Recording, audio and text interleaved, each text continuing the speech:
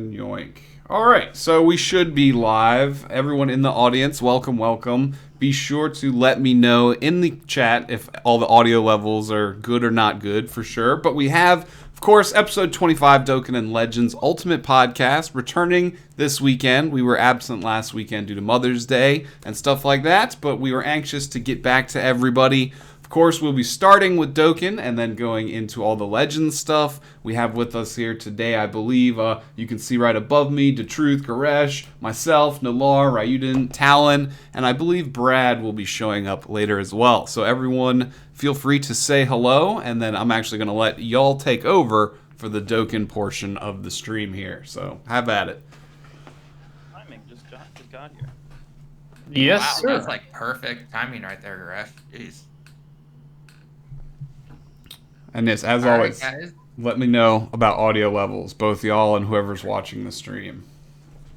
What game are you going to be playing when we talk about this? I still have more work to do in that little Super Nintendo game I was playing last time while y'all talk about Dokkan.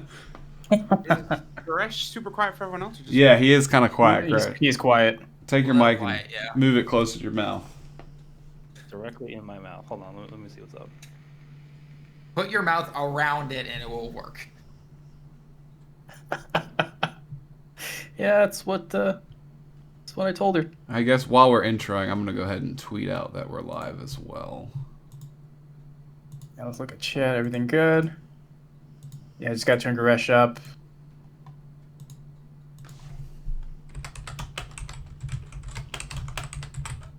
I found the problem. Is it better? Yeah, that Yep. sounds a lot better. Yeah, you're way better.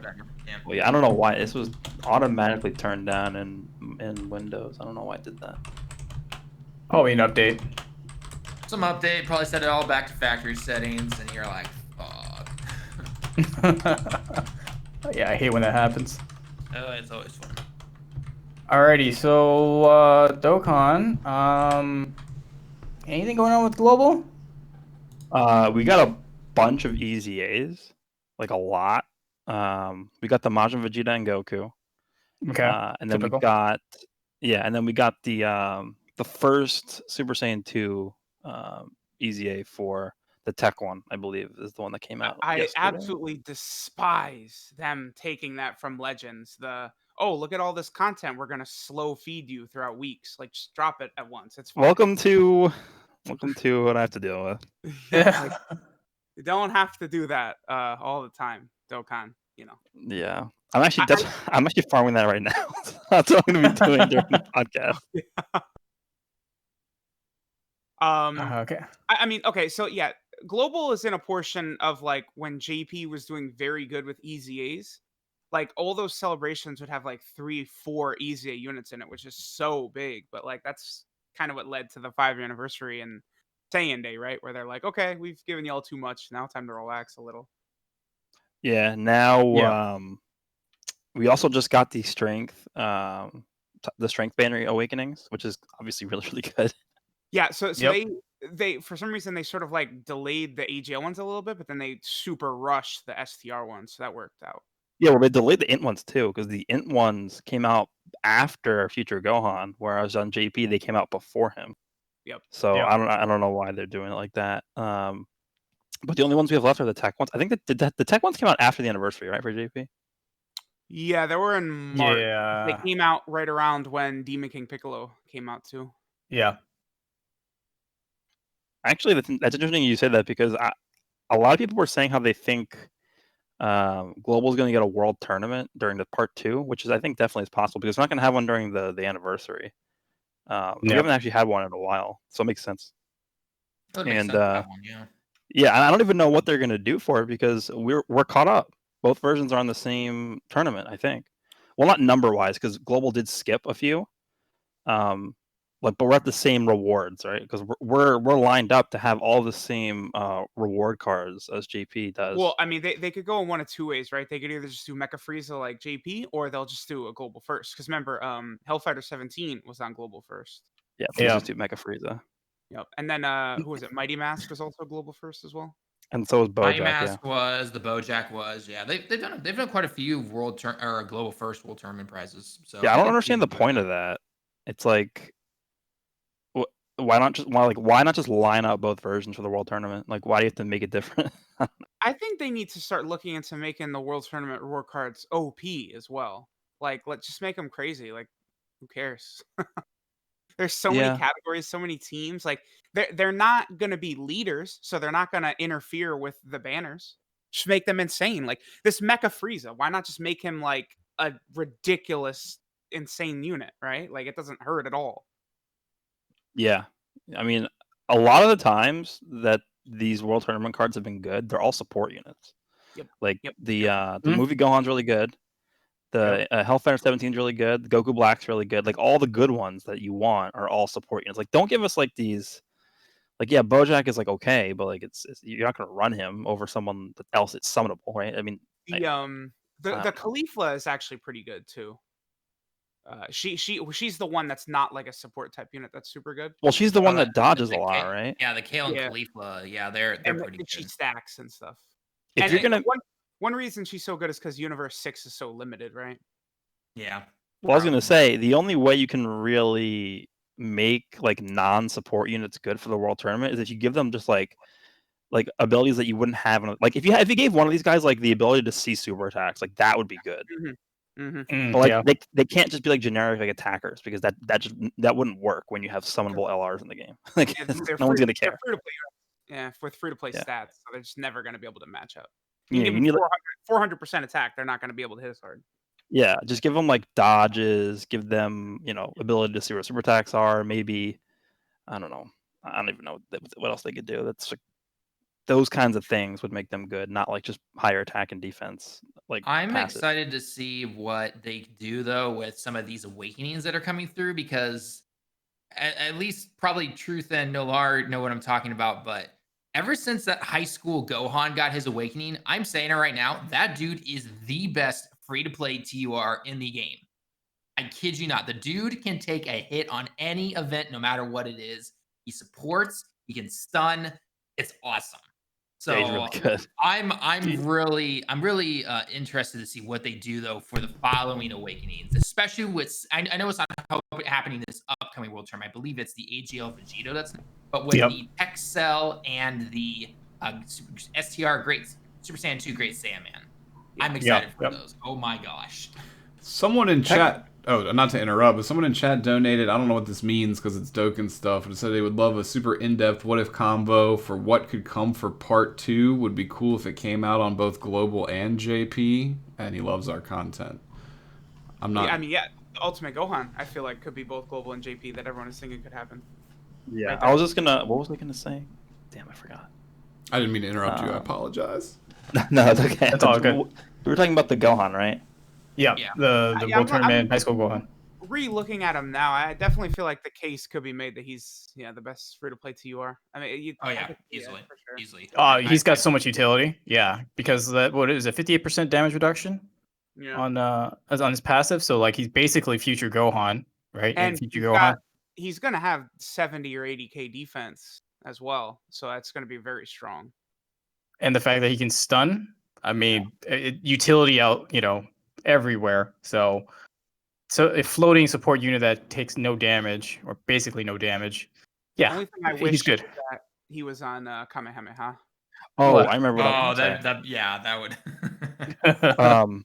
The Tech Cell. He is he getting his awakening next, or is he No, after? it's the following. It's an AGL Vegito, and then I think it's Tech Cell. I think. Yeah. I think Cell is after Vegito.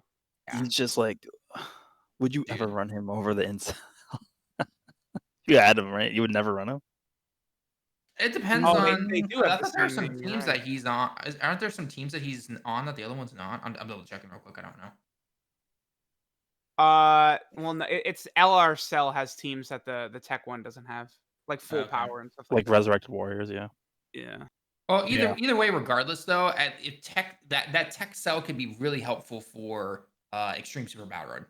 Yeah, I think what they could do is they could just give him a lot of healing or something, like something that the Int one doesn't really do, because it's not really reliable for the Int one to get the transformation. So if you gave this guy like his super attack like also heals him or something, like the physical LR, like that could help a lot. I mean, his passive's already not bad. It's 30% and then 2 key to all extreme class allies. I mean, Yeah. that's different than the int one, right? Yeah. Yep. So like it gives him a little bit of space to be a different unit. But I mean, it's just like if you compare the two, it's like in Super Battle, Road, I guess it would only matter for the category version. But like I would never see myself ever bringing this guy over the M1. Well, yeah, I mean you can say that about almost anybody, right? So Yeah, it just sucks that they share the same name, is what I'm just trying to say. yeah, it really does suck.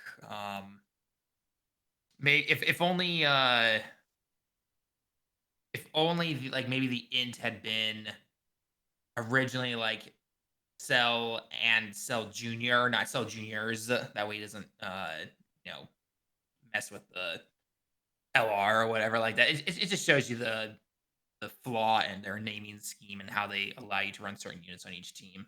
So Well, I don't know. I don't. It would be just terrible. Like if you could run the same, whatchamacallit, like units, because you just run like full Vegito teams and stuff like that. Like it just wouldn't be. I don't know. I wouldn't like it very much. I don't think. Yeah, but full Vegito team is already what Patara is, right? Right? This is what Yeah, it I is know. But already. then it legitimately it would just be like Tech Vegito Blue, LR Vegito Blue. Like that's really all it would become, right? Like it wouldn't be. I don't think that's a good way to move the game I forward. mean, yeah, as much as I don't like being restricted, I think it's good for team building, at least in terms of diversity.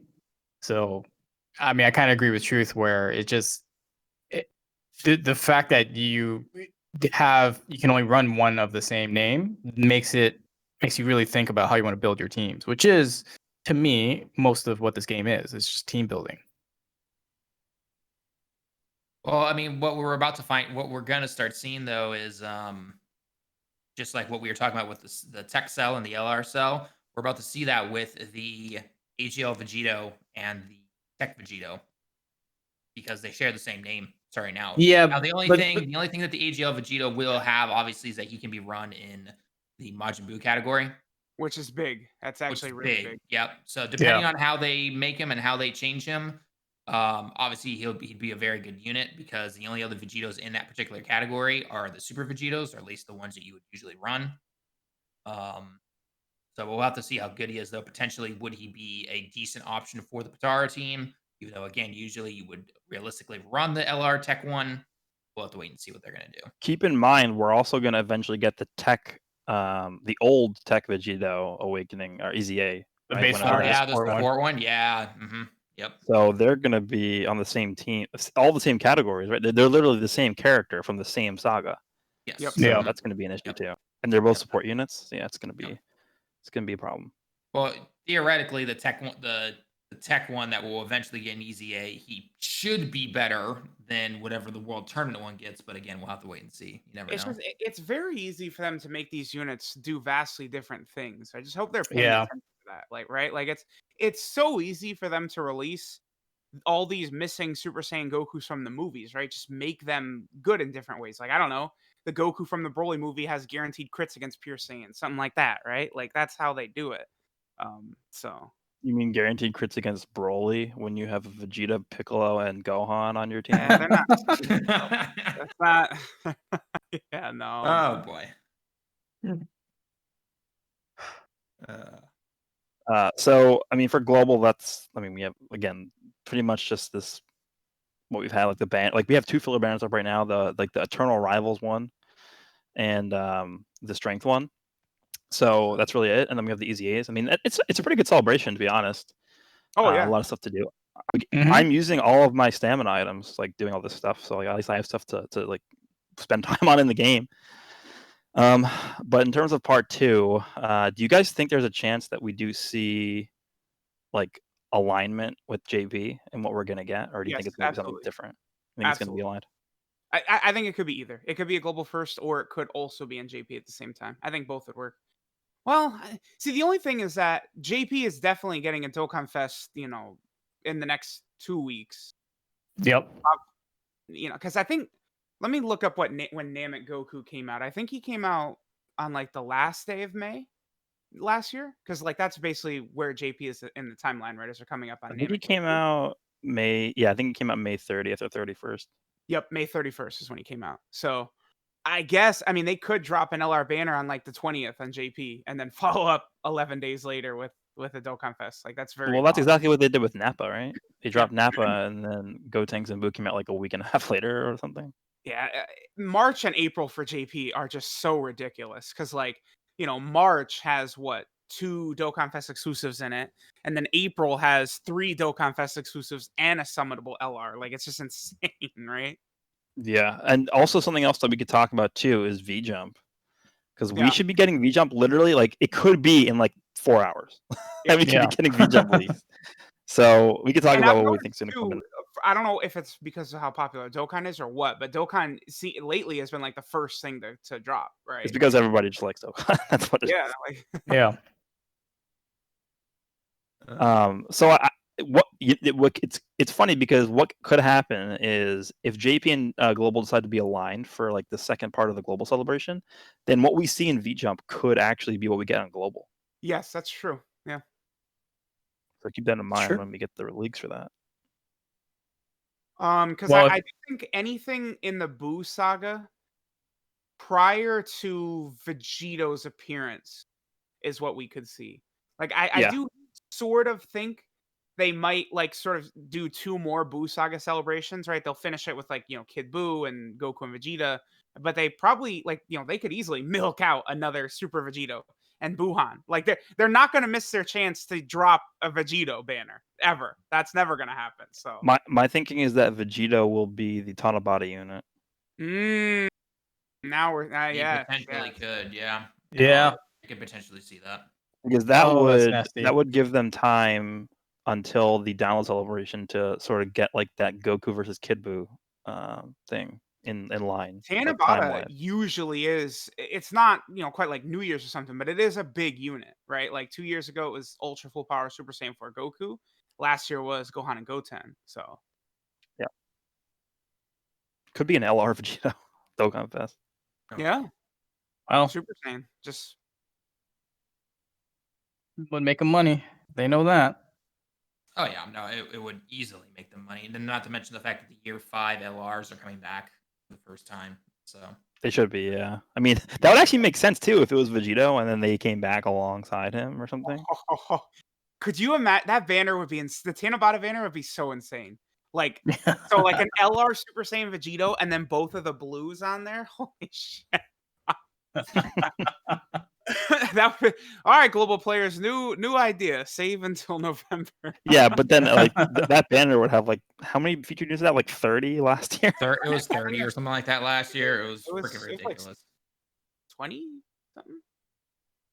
Let me Yeah, it check. was a lot. It was not worth summoning on there. I mean, did they give out tickets for that? I don't remember how they did it. No, they don't. They never do for JP.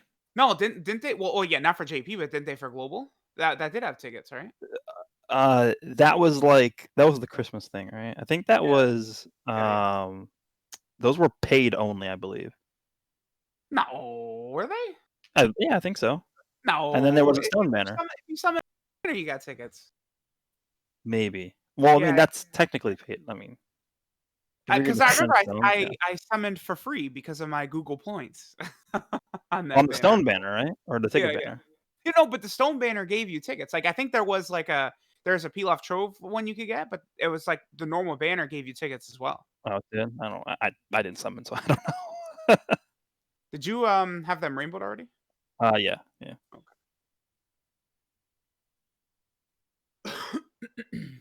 So I mean, yeah, that's it really for global. I mean, we could talk about what we think could come for part 2. It's really not.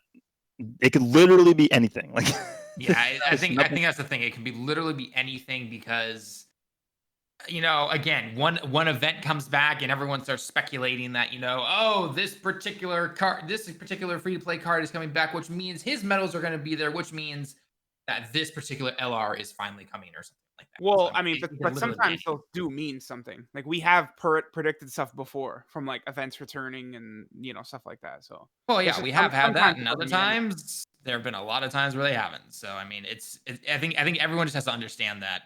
Just wait to see what happens. Essentially, just wait to see what's gonna. Yeah, but it's fun to speculate, right, boys? I mean, Oh, that's yeah, half of the thing, really. All right, Tanabata banner had 20 featured units on it. but the 20 are all very good because they're all like easy A units or units that are about to easy A. It's just they've been around a lot, right? Is the only thing. You thought 8 featured units was bad? How about 20? By the way, I was looking at the Christmas banner, the one with the Super Saiyan 4s, because we were talking about that just a minute ago. It was 3 multis and a free one, but I don't know. It doesn't say anything about tickets. I'm sure there might have been, but either way, regardless. Oh, that might have been it. Yeah, I mean That's what the Christmas did. that would get people to summon because that also had Gohan and Goten on it. Did it not? Maybe it didn't. Go Yeah. on and Goten LR, Super Saiyan 4 LRs, and then a shit ton of. Telling you there were tickets. Now I gotta look it up. I'm gonna look up my own video on my channel. Let's see. I think that was one of the that was one of the big advantages that Global had over JP was because Gohan and Goten was not on the Tanabata banner for JP. No. No, they. No. Wait, hold on. They were. They were. Yeah, they were. Yeah. Oh, yeah. No, okay, no. What it was is that was when they released, so they weren't purchasable with coins. That was it. Yes, yeah, that's what it was. That was it. Yeah. Okay, yeah. Because I remember everyone was like, "Oh my god, like when are they coming back? I have coins saved." And on JP, have they even? Oh yeah, they were back for Bardock. I guess that was. Yeah, it. the Bardock banner just were out of left field. Because they didn't know where else to put them. I mean, that's what we're gonna start seeing too. Like we're gonna start seeing just Dokkan Fest LR just put onto normal Dokkan Fest because we're at the point where we have like how many, like 9 of them. 1, 2, 3, 4. Are we ever gonna get a another extreme one? Cell's feeling a little lonely. Yeah, seriously. Frieza, Goku Black, Broly, Zamasu. There's so many. It's just the problem is like they've always reserved the Dokkan Fest LRs for big celebrations. Okay, just real quick, it did give tickets. The Gohan and Goten Tanabata banner for Christmas on Global. Got it. Okay. So I mean that's 3 + 1 plus tickets for something that's gonna have like that many big time units on it. That is interesting. I mean that's every dual Dokkan Fest for Global except for the download celebrations. Yeah. Like the download celebration on Global is the only dual fest that doesn't give tickets, and the only reason why it doesn't is because JP has it at the same time. They don't want people to get mad. Then start giving JP tickets, Akatsuki. It'd be great. Yeah. Do you know how much money I would save if they put in tickets? Like I feel like at this point they're not gonna. Everyone would save money if they put in tickets. Listen, Dokkan, they haven't auto hit #1 every single time this year, so I don't know. Yeah, but the pandemic has a lot to do with Gotenks. Yeah, I was gonna say COVID-19 isn't helping. Yeah, but it's also Gotenks and Boo. Like I don't know. Yeah. I mean, maybe if they actually had like good team. Well, Boo's team is good, but like Boo is dude. Don't diss Boo. Boo's good. No. The units are great. They're incredible, but like Gotenks' team sucks. Yeah. The teams he leads, yeah, they're terrible. Yeah, they're terrible. I don't think Boo is like that hype of a villain. If I'm being completely honest. No, Fat Boo. He's not. Yeah, it really isn't. Which is sad because I mean, again, the card himself is really good, but there are a lot of people that just simply, just by looking at the name, it's blank, not summoning or summoning. So, yeah, that can definitely be a downside sometimes. I always have really liked Gotenks Boo. Like, I would like to see them really make him good. We already have the strength one. Okay, yeah. I mean, we've got the physical one who's going to. Oh, sorry, the physical one. Well, no, there is a strength one, but he's just. He's an SSR. I think when he first came out, he was good though. Like that's what's funny. Yeah, he sealed. And he had over in a flash. That's the only reason why he was good. Yeah, that's true. The XTR team. Like I remember at the time, I was not free to play, but I was only buying like sales, right? And like I had saved up like 2,000 stones, and like I cleaned out the Rose and Vegito Blue banners. And my favorite team to run was STR because Double Omega. You just couldn't take damage. It was so fun to me at the time. Because back then, all I had for months was just AGL Super Vegito, and like doing like tech events and stuff like that were just nightmares. I mean, you can still do it. It's just a pain. That's what it was. But okay, again, the teams back then, it was like I was running like STR Gogeta on my Super AGL team. Okay. All right, that makes more sense now. Yeah, in terms of JP, there's really not, besides like V jump within the hours. all we really had was the EZA Vegito Blue. We And got then, the well, the reward update. for a chain battle as well. Yeah. Can I just mention something about Chain Battle real quick?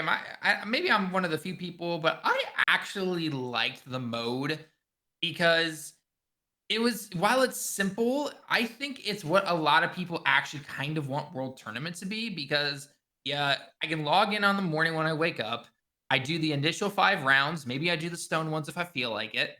And I'm not penalized by not constantly playing it every 5 seconds. And I hit the top 2 to 3%. I don't even have the LR Goten or Gohan and Goten. And I got a ton of rewards from it, and I was able to get a ton of awesome skill orbs. Like, Oh I yeah, really did you? liked it. Yeah. You got a ton I of really awesome- liked it. Yeah. Must be nice. Yeah. Yeah, it must be nice because I got shafted Ton of awesome. hard. What kind of Dude, crits did you get, Talon? level 5. Are you shitting me? You got Level a level 5 5 crit? I got a you level 5 gold crit. Yeah, dude, my Vegito Blue is sitting with it right now. That's bullshit. Oh, I'm so jelly of that.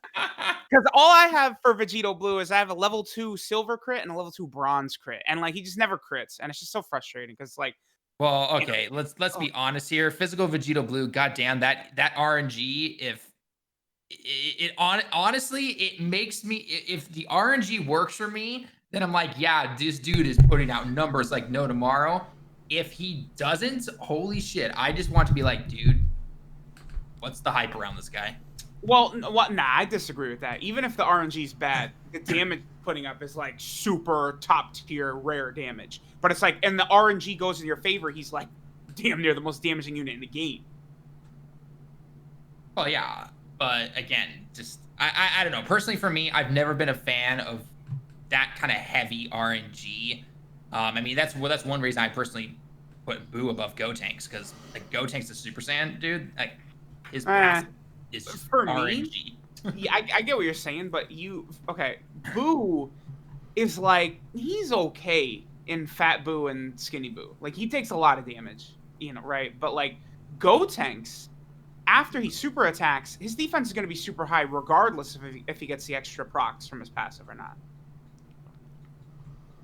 Because he greatly raises defense on super. Like if Boo greatly raised defense on super attack, he would be 5 times. He would be so insane. It would be so ridiculous. Which is why they didn't give it to him, probably. Yeah. Well, yeah, but then again, like it's Golden Week, right? Like they could have given it to him. Yeah. Team A slipped in there and tried to quote unquote balance everything.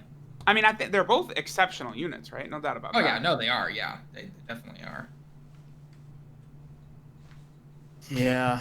I had a before, just not to interrupt you, Nolar, I had a donation from Panic saying, "What do you guys think the state of Dokkan is going forward with the nonsensical categories and I guess the co-op mode that's incoming?" Oh, it was a chain battle, which is what we had. Well, chain battle was a beta, right? At least I think it is. No, it wasn't a beta. It was just a mode. Didn't say anything about a beta or anything. Okay, well, I hope they take it like a beta and get feedback and like improve upon it, because I mean, sure, but with Battlefield they just took it out, right? Like I don't want them to do that with this. well, no, I understand that. I get that too, and that's where people were like, I think, kind of angry at people saying, or giving criticism. I'm not saying I hate the thing. I just think it's fine. It needs a little more work for me personally. If they just left it as is, it's okay. But it's not something I'm going to be hyped about consistently. Like Battlefield 1.0 was really, I thought that was fine. I thought that was really good. It was something completely different. But lo and behold, we have what we have now. But yeah, I think Chain Battle just needs a little more work. It's just there's no engagement from me. It's just all RNG. You know what I mean? So that's where I'm kind of, I wanted it to be shaped differently in that regard, so that I could like actually have agency and do something with it and feel like I'm having an impact, as opposed to whatever's thrown to me, I'll take a few picks and then let's see what I get. Well, it's definitely more reliant on your friends than you, right? Like most of the units you're using are your friends. So that's true. Yeah. I think people were expecting too much from it. Like it was supposed to be the next like giant thing that was gonna like change the game. Oh yeah. I think if that was the case, then we would have seen it during the anniversary. Mm. And that would have been like sort of like the main thing that the anniversary brought was like this grand new thing. In my opinion, they're probably going to release more new modes like this. So Which like is fine.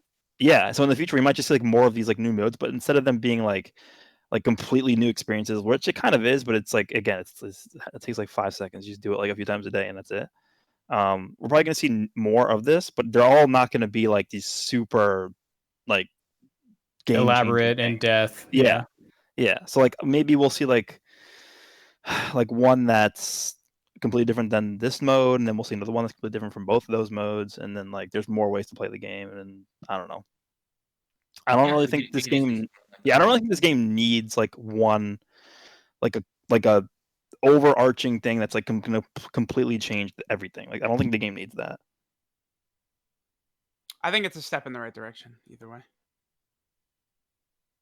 Yeah, Oh, I mean, no, I haven't even played it, and I like it. So I don't know. Yeah, and especially getting all those awesome, skill orbs. I mean, Goresh, you still got to put up that video we recorded. It's not too late. It's so much to edit. It was like 50 minutes. Yeah, like 50 minutes. If someone wants to do it for me, that's fine. I'm not doing it. That's what I do. I cannot be asked to edit like collabs and stuff like that. Like it's no. I record and upload and stuff way too much. I don't mind editing for now, but it can get to be a pain in the butt sometimes for sure. Okay, hold on. We go back to Panic's thing. State of Dokkan going forward. What are your guys' thoughts on the state of Dokkan? I think he's right with the categories, because the categories thing sucks. And at this point, I've given up because I know every category is going to just suck from now on. So I don't even care. But that's just my. I agree with that. Yeah. It was good to see Gohan and Goten added to the fusion category. I think that's a step in the right direction. Like they've done this a couple of times too. They added like Demon King Piccolo and many of the Family Kamehameha units to it and stuff like that, right? Like Yeah, but they added, what is it? They added 2 units to a category. Like that was the entire thing. They need to just do one big thing and just fix them all at once. Yeah, what they need to do is they need to bring me in front of them, and I'll just tell them how to fix their damn game, since they really need the help. It's just, like, there's just so many things they could do that would take minimum effort for them and would increase their bottom line. Like that. Dude, the friend system update, the idea of just copying your leader makes them more money. Like, it's so simple. Yeah, I hate the friend system. I was literally trying to run... What team was it? I think it was Realm of Gods. And on Global, there is literally... You can't find Zamasu. Yep. You can't. It's impossible. Yep. I think I spent like 30 minutes trying to find one, and I couldn't even find a single one. Mm-hmm. And I literally couldn't showcase the unit I wanted to showcase because I couldn't find a Zamasu leader. He has definitely gotten a lot more common on JP because, like he was on the Golden Week. Couple banners, yeah. Anniversary. But before that, yeah, it was pretty hard to find him. The current one to find is in Goku Black for time travelers. He's not there. Yeah, and he's like the only leader, right? Besides like the LR, no one's going to care about them. Yep. Yeah, pretty much. Yeah, I was just going to say, for truth, like copying your leader would be fine. Like I think it's an incentive. But then one argument people will keep saying is like, well, you wouldn't. What about like friend points and stuff like that? Well, shit. Just make me to copy my unit. You're gonna take 10 friend points. Fine. I've got like 300,000 sitting there, something like that. I don't know, maybe more. So like, I guess like the friendship system is. I think that's what they did with Chain Battle, was to encourage people like to make good friends and have them that way because. Yep. I've had, like I said last time, I had a ton of people who were just sitting in my friends list who's never logged in, who hasn't logged in like 2-3 years, but they've had like a leader that I wanted to keep. You know what I mean? So yeah. I think that's. I have a Rainbow LR Broly on my friends list who's been there for 800 days. He hasn't logged in. Probably keep him there for World Tournament. Yeah. With the friend points thing, I'm thinking, right? So like, whales like us, we don't need friend points because people use our friends anyway. We get 1 billion friend points from like World Tournament stuff like that, right? So like that's not a big deal, right? At that point, we would just put the new fresh unit Rainbow as friend lead, and we're getting our friend points anyway. So even if you pick your own one, and then you're not getting friend points because of that, right? But like even for like free to play players, like yeah, they get a copy of their exact unit, but then they could still see like the whale Rainbow ones on the friends list, so they still have incentive to pick the non one. Oh yeah, So absolutely. it definitely would work. Yeah, it honestly would work. I mean, because again, it's not like we're saying you can only pick your own copy. No, it's saying that, look, Either or. give Yeah. us the option to, bring a copy of ours. And also, by the way, hey, you can still see your friends or the guests, as they call them, and you might find a rainbow or a double dupe or something like that. And The so, absolute biggest advantage that's going to be is for something like Extreme Super Battle Road, because like oh my god, yes. the tactical advantage of having like another 50% like support is like better than like I don't know a lot of these other leaders you could bring, right? So like being And I'm able sorry, to level SA2 Golden Friezas or level SA1, whatever card I'm looking at. I'm like, God damn it, guys. like a perfect example is Super Physical, who has like no good leaders whatsoever, right? When Gohan comes out, like he's easily going to be Oh, the one it's you gonna want be to run as your leader, and then the friend one too. But I imagine there's not going to be many of him on the friends list.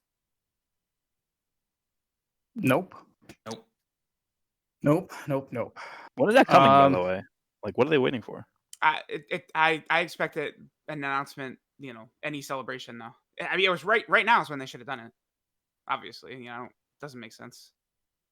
Those type banners should be rotating constantly, and they should always one of them should be up at all Agree. times. I agree with that one. Like every week, maybe they would rotate. I don't know, or maybe they could even do it by day. So on Mondays they would have AGL, and then et cetera, et cetera.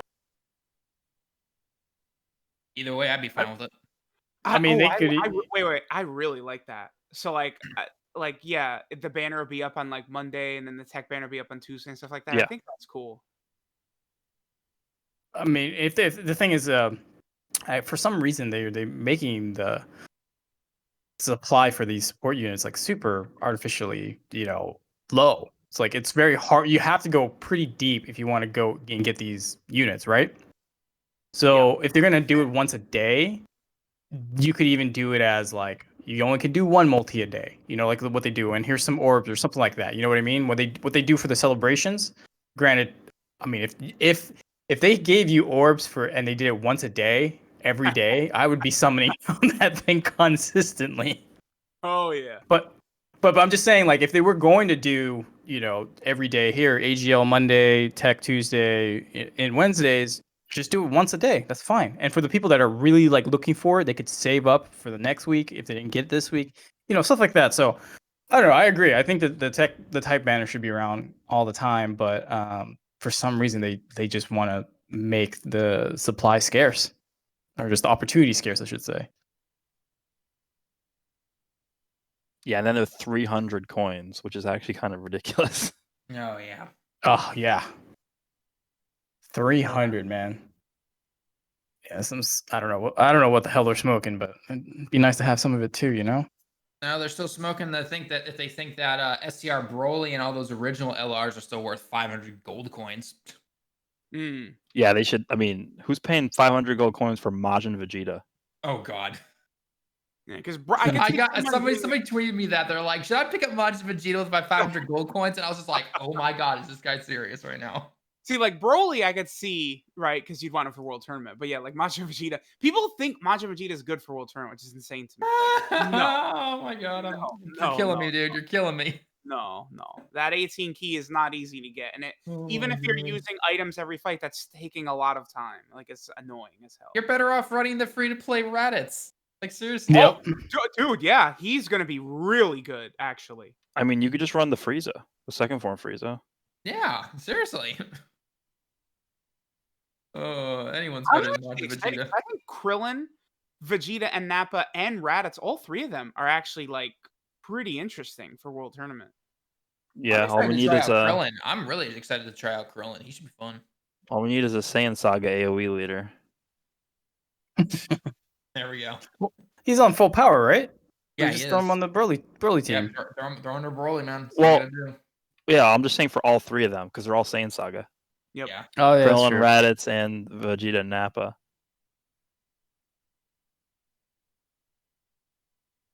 Yep.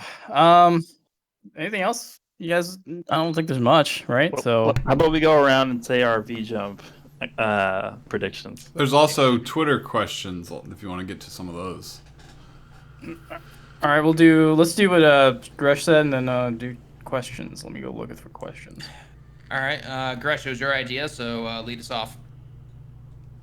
Okay. Are we all just gonna say Ultimate Gohan? Because I want to try and be I a was little bit. not gonna say Ultimate Gohan actually, so go ahead. So that fake leak that was going around with Mhm. like Ginyu as like the unit, that's what my thing would be. Because I've been asking for a Dokkan Fest Ginyu for like literally 4 years now, Okay. and we don't have one. I kind of don't want him to be transforming, but they're probably gonna do it that way. Be exchange mechanic. Be exchange. Yeah, it's probably gonna be an active skill or something on like you're fighting like a Goku or something. He's gonna be able to change What body. would you give him for his category? What's his new category going to be? Maybe like a Super henchman pose! category. No. They could because like remember like Zangia and all those characters got completely shafted off of movie villains, right? Like I watched Yeah. like Zangia be super good and like Legends, and it's like, yeah, well, can't have that over here. Yeah, I mean, the category would be fine. It would just suck. Like, I mean, they're done. What henchmen are good? Like, give the Ginyu Force, but they all suck. Thouser sucks. I mean, the Thouser Cooler's Armor Squadron unit is good, but they need to be run alongside a cooler unit, right? Yeah. Zangia sucks. Who else? Pride Troopers, I guess. I don't know. Yeah, because like like the Sorbet and them didn't really ever get like proper cards, right? So Yeah. I mean maybe Babidi and Deborah, but like Babidi's not a henchman, is he? So I don't know there. Like Yeah. Deborah would be there, but he I mean, other Busaki units with him, so that would definitely be a 4-key, 170% stats category. yeah, that one might need yeah. to be 4-key 200%. The only problem with that is that that category is that would already encompass all the Ginyu Force. So like he then also wouldn't be a Ginyu Force leader, right? Interesting. So I don't know. Maybe like a Planet Namek 170 across the board. I don't know. It's tough. It's crazy how limited the Planet Namek Saga category is right now. Like there's so much they could do. He could be like a if he is a transforming Ginyu into Ginyu Goku, he could be like a imposter category or something. I don't know. Goku Black's in there. Turles, I guess, could be in there. I don't know. Oh, God. That's my prediction. Some kind of Ginyu Dokkan. I mean, it's not really gonna be. I don't think it's gonna be the true, but that's what I'm hoping for. I've been hoping for that for many years now. They just refuse to do it, even though Ginyu I think would still much better than Android 13. Oh, I God. feel like a villain is probably what we're gonna see. All right, so Truth, what are your predictions then? See, I would say Baby, but I think the next GT stuff is gonna be Omega and Gogeta for the download celebration. So it wouldn't be. I don't think they'd do Baby and then follow it up with more GT like 2 months later, right? Also, something else to think about is if they're going to continue the Majin Buu saga. Yeah, I was just thinking that too. I would. I mean, I would really love like a Boo Piccolo or Boo Gotenks still Confest exclusive. I think that'd be interesting. Maybe they could transform further, or they could be really interesting. I think. Okay, Nolar, what about you, man? What would you like to see, or what do you think is going to show up? For V-Jump, I still think we were in the Boo saga. So I would like to see like I think a villain is right. I think it was Truth was saying. I wouldn't mind what they did with Buhan. In the stage when you fight Buhan, he progressively downgrades himself. I guess is the best way to put it. Mm-hmm. And this is what I kind of said about String Super Boo, where if he was made out today, what would happen is after 5 turns, it's an active skill. Depending on your HP, whenever you activate it, you get one of the 3 transformations, right? So 80% above Buhan, 60 to 80, I think was Boo Tanks. and then below 50% was Buikalo. So I would like to see something like that with Buhan. So you get Buhan, and then after 5 turns, an active skill. And if you want to downgrade to whatever, go ahead. But it's not really a downgrade; it's a transformation that boosts something else. So I think that would be kind of cool. Personally, I really love Buhan, but he's the reason why I played JP, or at least started to main it. So that's my thing. But I really don't know. We're gonna have to wait and see in like 4 or 5 hours. Okay. What do you think? So for my pick, I have one of two, I guess, ways this could happen. Way number one is that we go into I don't know why, but I personally think it would not be Ultimate Gohan or Vegito. I think it would be a Kid Buu. Just Kid Buu. All right. Or it's going to be from a movie, I think, and it could either be maybe Janemba or it could be Bojack or something. Yeah, I was actually gonna say Janemba too. Yeah. Because technically Janemba, it's not part of the Buu saga, but like it's sort of Right. in that same era, right? It's implied time that period. it's in that same time period / era / whatever you want to call it, right? We don't have a. We have transforming Janemba. Don't have a transforming with Janemba. We don't have I was saying that we don't have a story event for that movie yet, which is bizarre. Yeah. So, That's true. Yeah, it's true. We don't. I mean, they could easily, give us the Hitler card we need. Oh yeah. Oh god. He leads the revenge category. Plus, I do think they could give us a Gotenks from that movie as well, because there's not a Gotenks on Movie Heroes, right? Even though the physical one is from his fight with Hirudegarn. Oh yeah.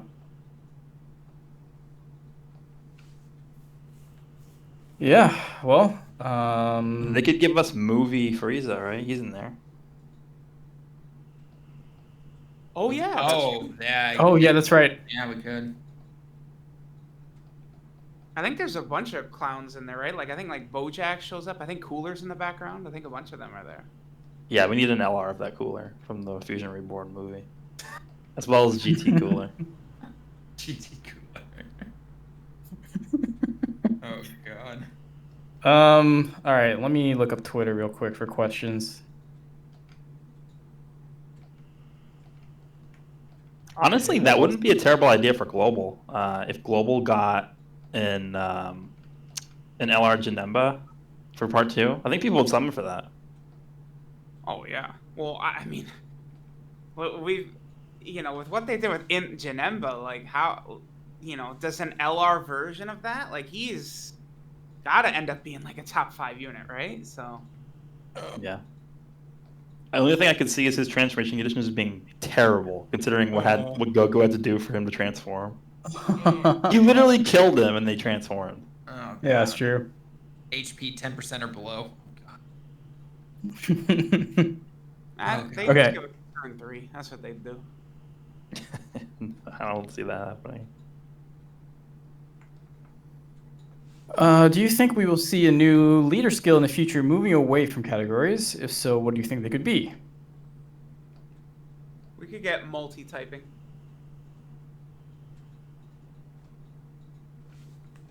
Yeah, there's 2 ways. Like AGL and strength together, right? Leader skill. I think that's what you're implying. Yeah. Okay. The other thing I could think of is they could even make it more minute and make it like, hey, this is Realm of Gods, but super type versions only. That's what I mean? That's similar to what I was going to say too. I was going to say, what if they did a leader skill that was multiple categories, but you had to be in both categories? And then also maybe something like a category, but also a typing. So like only Int Realm of Gods or something, or only Realm of Gods and Pure Saiyans. I don't know. That'd be interesting. But the thing is, though, they'd have to start really making sure that certain characters should be in certain categories. Yeah, that's always going to be the Yeah. issue, though. Yeah, I agree. I mean, that's a stupid thing that they just can't do. They're incapable of doing that.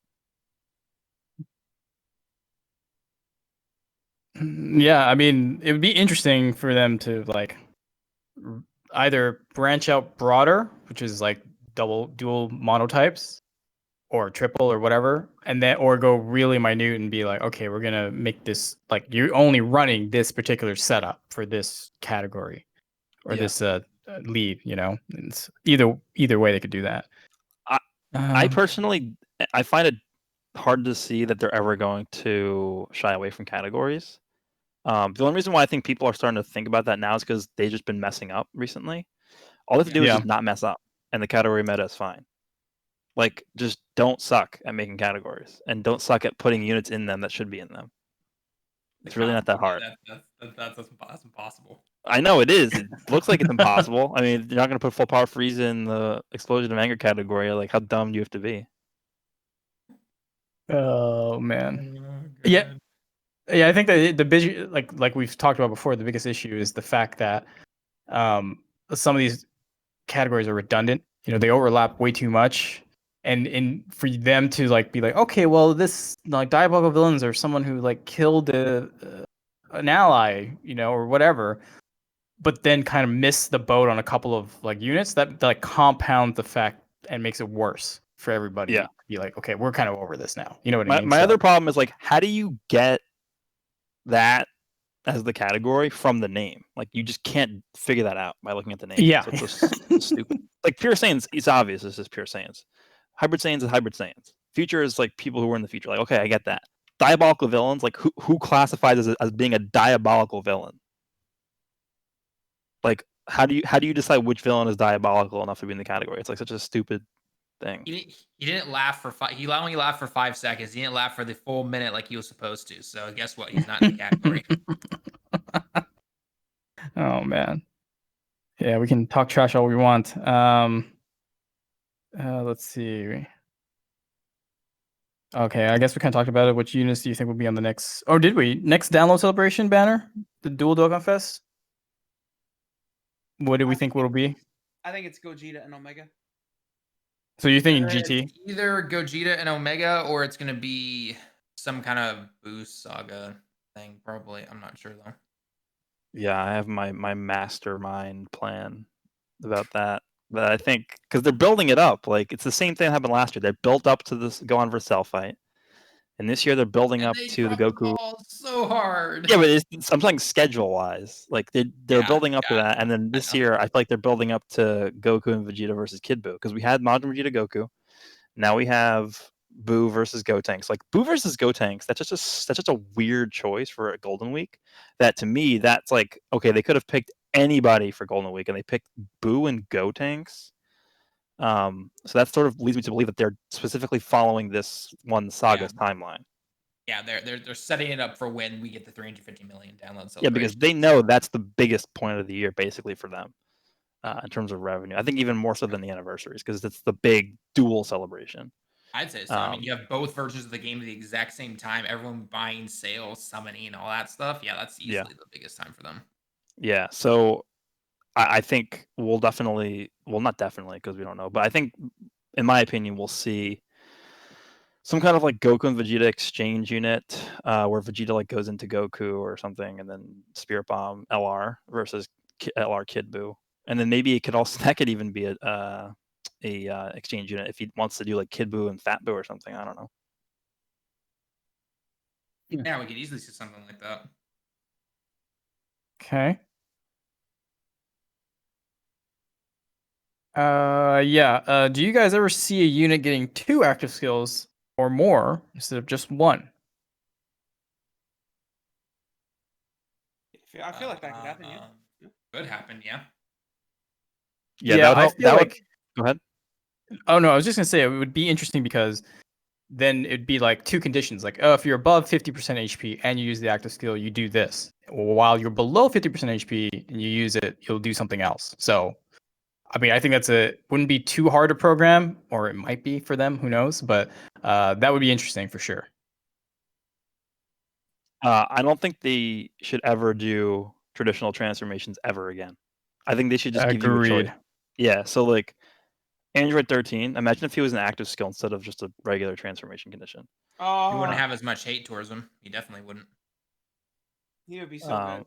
Yeah, so it's like at this point you have the active skill feature in the game. Why not just make it so that units always just have active skills to transform, and then they always have active skills if you want to do an ultimate attack. It's like they specifically went out of even you can even look at the blue fusions like their transformations. If imagine if you could choose to not transform and you could just infinitely build up their attack Oh like god.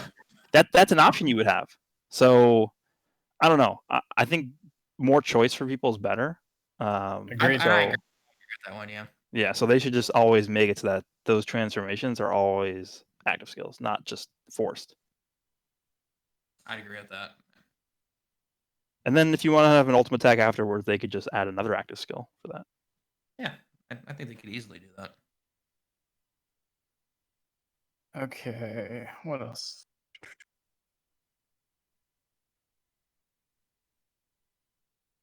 I mean, I think we've answered this before, but might have changed since then.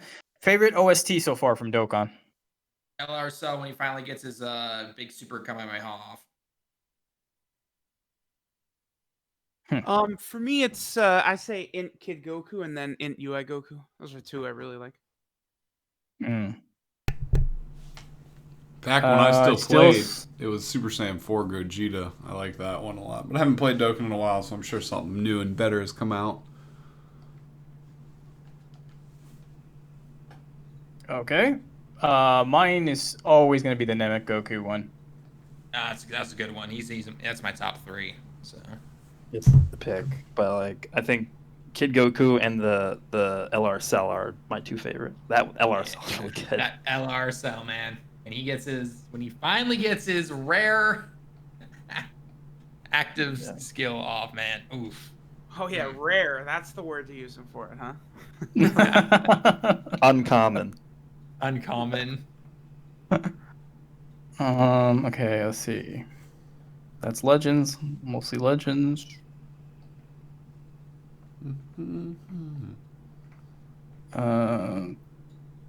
It's funny though, because like if this podcast was tomorrow, I feel like we'd have a lot more to talk about. I know, we would. I know. We would, yeah.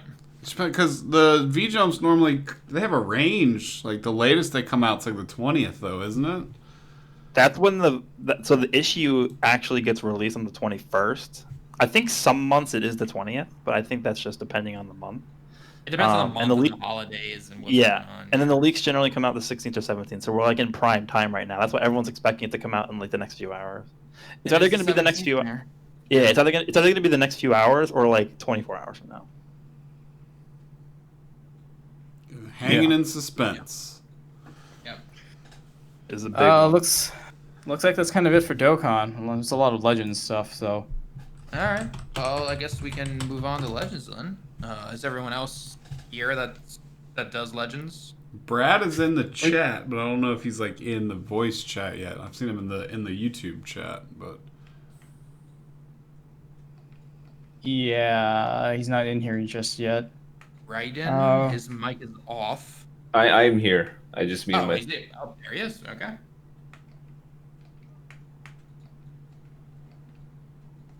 Okay. All right. So why don't we go ahead and move on to Legends then? we're gonna have tons of fun stuff to talk about for Legends. Oh boy. It's actually been content-wise a very slow period leading up to the anniversary, but A very well past 30 days, yeah. the PvP focus has been quite overwhelming in the past. Pretty crazy, I would say. By the way, a quick question: when is the anniversary? Is it June or July? It's June, right? It's June, yeah. the physical date is in June, but they start the festivities like even in game. There'll be like some news or some events that'll start leading up to it. Probably at the end of this month. Okay. But yeah, it's like the end of May, and then the official date, I think, is just early June. It's like within the first week of June, I do believe. What's funny is I think we got the Super Vegito teaser on May 25th last year. That was when they did like that reveal at like at the very end, the tournament. final match of the tournament. Yeah. So I mean, we could start seeing things next week for the anniversary. Aren't Oh we? man, they're not doing that again this year, huh? That was so cool. Yeah, Oh, that was the insane. coolest ever. It- It was the producer fought the champion, right, with the new units. Oh man. Yeah. See, I do agree that that level of community interaction was quite nice on their part. I have to imagine it wasn't super cheap, but they should definitely repeat stuff like that, like little mini Evo style of event, or like a miniaturized version of what Dragon Ball Fighters does. It was really neat. It was fun to watch too. Maybe they're falling It so was, short of yeah. expectations now that they won't do something like that again. I hope they bring back the little like speculation photos where it's like, oh, how do we dissect this? What is Oh this? my god, that was the best part of the game, dude. I played the game because of that. That was so much fun. I really hope they bring that back. Cause think about how cool. Can you imagine if they just took a photo of like some obscure objects just to troll everyone? Just to like, yeah, let's see what they could figure out with this. It's just a picture of a pencil and some shavings. What could they deduce from this? Yeah, I like this a lot. But what is it? A couple login bonuses disappear in about 3 days. So I think Okay. around Okay. that. A lot of So- stuff goes away. So much stuff is going away on this week. So we have like basically every login bonus is going away. I think we we're have- gonna get an anniversary login, countdown login bonus like before. Yeah, we might. We got every single event's going away. Like the Goku Kakarot's going away. I think the Goku Black event is going away. We have Ultra Space Time Rush getting reset. Co-op's getting reset. So literally every possible thing's getting reset except for PvP. But I don't think PvP getting reset matters really that much. Yeah, it's gonna be. So- I think. Yeah. I think it's gonna be. They're gonna do something like, oh, pre-anniversary mini thingy, and then it's gonna be bam, like in the last 5 days, just like before. It's like, oh, day 5, we're doing this change. I think they're gonna do a repeat of what they did in the first year for that. So, and probably drop a video and stuff, or a Legends and stuff video next week. I think they're gonna do it. Spider says that May 31st is the official date, and that events would probably start like a week before that, like the Wednesday before that, leading up to it or something. That's like, because normally they add new stuff when Tuesdays rolling into Wednesdays. Yeah, that makes sense because I think what happened was they did the Super Vegito and Blue Goku reveal at the event, and then like the next day we had the countdown, the 5-day countdown. Yeah, where every day they'll be like, blang, this is coming. I remember it was the Blue Goku and the Blue Vegeta, and then they had the other teaser for the Super Saiyan 2 Shallot at the time. Yeah, and then the Dragon Balls, and then I think it was the Red Vegito, the Rising Battle one, and then Super Vegito was the last one. Yeah, they definitely need to do something like that before. Like both of y'all have mentioned, like all the clever little image-based teasers, and of course the no tournament with no hype reveal that way being a thing. Hopefully they find a way to counterbalance that and still keep it pretty energetic and something fun to look at. I think this celebration is going to be pretty big. I think they know that a lot of players are really waiting to see what the biggest celebration of this, I don't know, this current year is going to be for the game. They're really like paying attention closely to see what they're going to do. I really hope they, like nail it out of the park. I hope it's really, really good. Yeah, I do. I hope they bring that Dragon Balls thing back. Although that was a pain in the rear end with getting all the QR codes to scan and exchanging it. It was still something fun and different. So hopefully they do come up with some really neat little activities for us to do. And then there'll be a new co-op because Gotenks will be leaving as well. So it'll be I don't know. It's an awkward timing for that because that'll leave a little bit before all the anniversary stuff happens. So hopefully they find a way to mix all of the possible events they can into the mix. I wouldn't be surprised if they made this coming co-op thing like shorter just to make sure that it lines up with the anniversary. What's a normal like co-op? Oh, what's up? By the way, sorry. What's up, What's bro? a normal like co-op? They're usually length? I don't even know. Like 15, 16 days long, aren't they? Normally, 14. I mean, that would line up then. I mean, if it ends on like Tuesday or something, right? Is that when this co-op ends, or is it? It ends this coming week, yeah. Yeah, 3 days. I mean, that would line up pretty perfectly then with the anniversary, whatever they got planned. Well, they realized everyone hates fighting Gotenks with paralysis. Oh, so dude, all right, cut it short. Cut it like, short. I hate that. They're gonna hate all of us if we don't. Oh, you mean when Gotenks literally kills you in one combo from full health? Yeah, I love that. Yeah, I know. It was a lot of fun. I still don't think he's as bad as Bardock though. Bardock was terrible, dude. Like, No, I think Sin was the worst. I hate No, I think Bardock was dude, not Sin that with bad. hit was easy, dude. Like, The Demon King Piccolo was easy to fight once you figured out that structure, but it was always annoying him stealing your Dragon Balls because you could have gotten through that fight like half the amount of time if he didn't always, on clockwork, steal Dragon Balls right when the available time would be to kill him in that first shield being down. Well, the only reason why he was easy, in my opinion, the easiest one probably, was that everyone was using Kid Goku, and he did it got so a lot much better better. after like the first 2 days. It sucked at first. It was like, bro, stop bringing this. Like, and then it got way better. Aaron mentioned in the chat it'd be kind of telling us you had people were bringing really stupid characters. Dude, like I went through like 5 heart viruses in a row, and I was like, bro, this is absurd. Like, I don't get the trolling because now it's just like a disband button. Like, you're literally just wasting your time. I don't understand. I don't know. Exotic Gamer donated and said, "Do you remember me, Raiyuden? I'm watching for my guild invite still." I don't know if you recognize. Saga continues. Oh, my Yeah, friend. we roasted, dog. But yeah, someone else mentioned in chat, which I thought would be neat, is if they, I think Aaron mentioned this, if they use the upcoming co-op to potentially tease things to come. Like, Yeah, that's what I was thinking too. Like, what if they made the co-op like, Ultra Instinct Sign Goku or just something? no, crazy. no, but not even anything new. What if they made it the Blue Trunks from the Dragon Ball Super Trunks saga? And that people would have to know what that means because that doesn't correlate with anything going on right now. And that would point it out pretty openly. Yeah. I Or like think, yellow Goku Black. I don't know. yeah, that would be a great opportunity for them to be somewhat clever and try and start the hype chain going, because that will be, if everything leaves in 3 days, that means that either they're going to have some just really cheapo distractionary events to fill a little bit of time, or they're going to start up some of the hype train sooner rather than later. Because like that's what we have right now. Like, this past little season was like, hey, let's get them to really focus on PvP. We don't really have to worry about adding too much stuff. That's why that Golden Showdown season was like the hell that it was. And then, I guess looking back on things now, the Kefla and Gotenks banners, I guess, are equivalent to the Son family step up from the previous year with the LF Goten on it. If they are planning like a double LL unit type situation for anniversary, it would make sense to me, that we didn't have an LL unit leading up to the anniversary, kind of like we did last year with Goten. Because I'd be so amazed if we didn't get 2 LFs. that would be I'd be straight up amazed. well, now, yeah, they have it set up where that, like, because they didn't release one now, so that wouldn't be like 3 just back to back within like 2 or 3 weeks.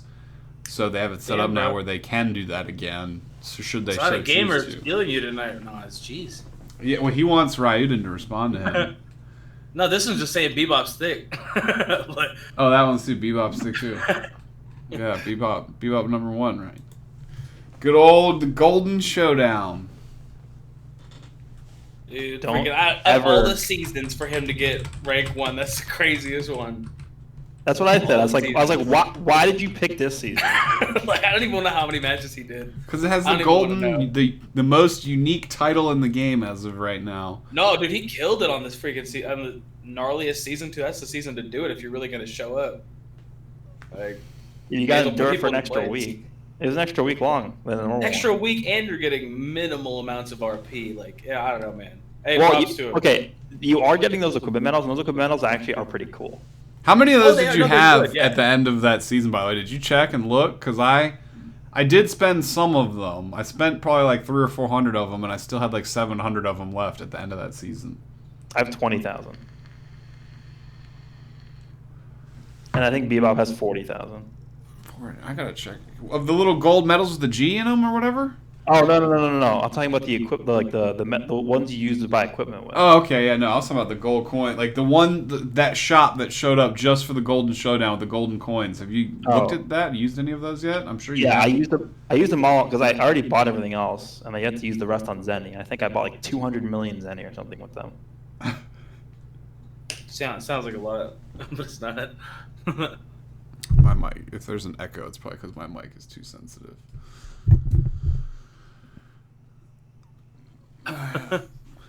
Damn. Yeah. So yeah. Well.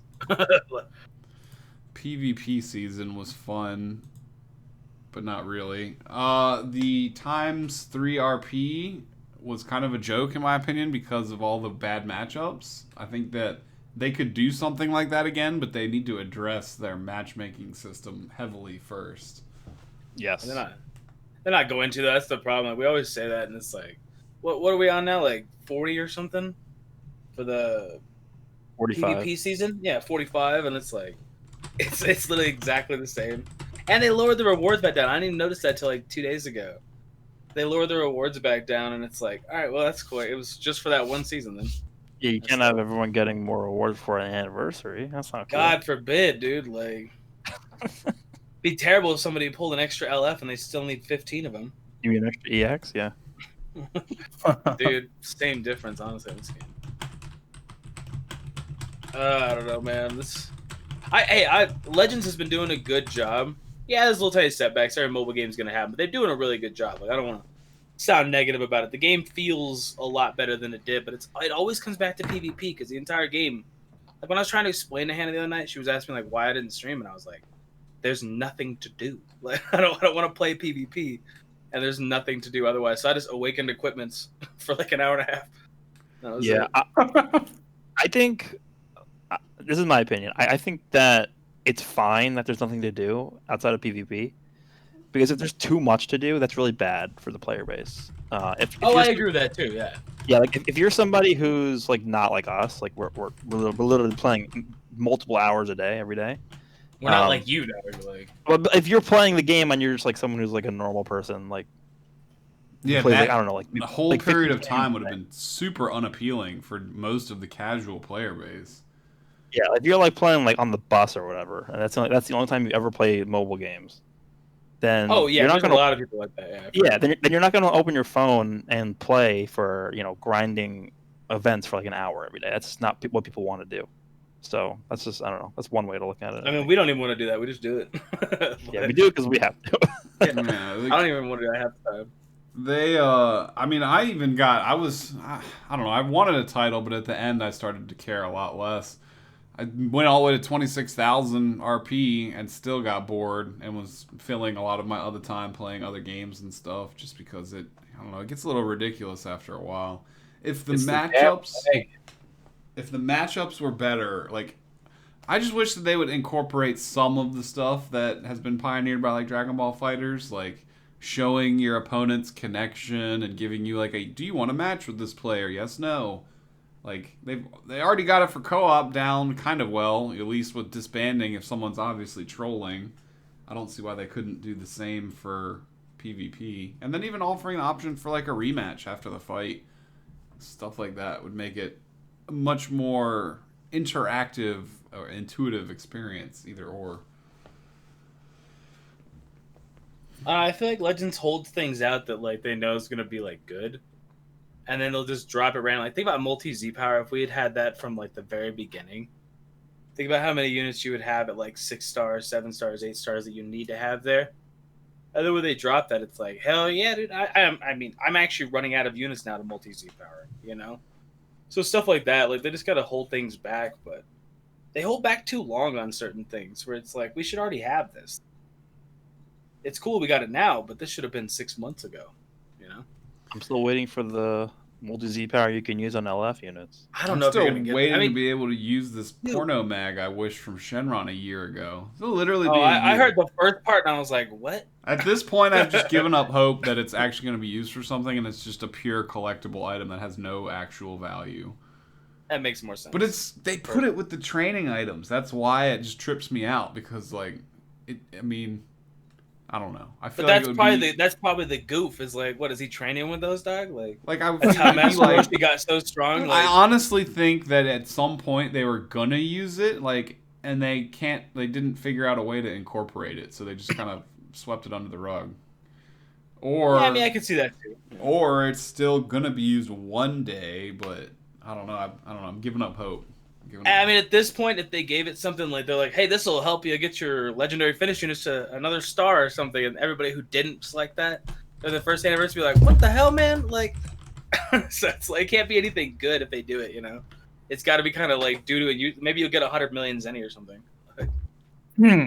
Just real quick, back to Goresh's point of using multi Z power on LF units. I'm surprised they didn't put that with the like the LF banners that are out now, like the Vegeta one, not the Step Up Vegeta one, the Fusion one, the Super Vegito. Like, hey, do a multi and get 30 multi Z power for an LF. That makes too much sense, Nolar. Dude, it would go crazy on that if they actually did that. I think stuff like that will happen, but I think they're still just sitting on it waiting.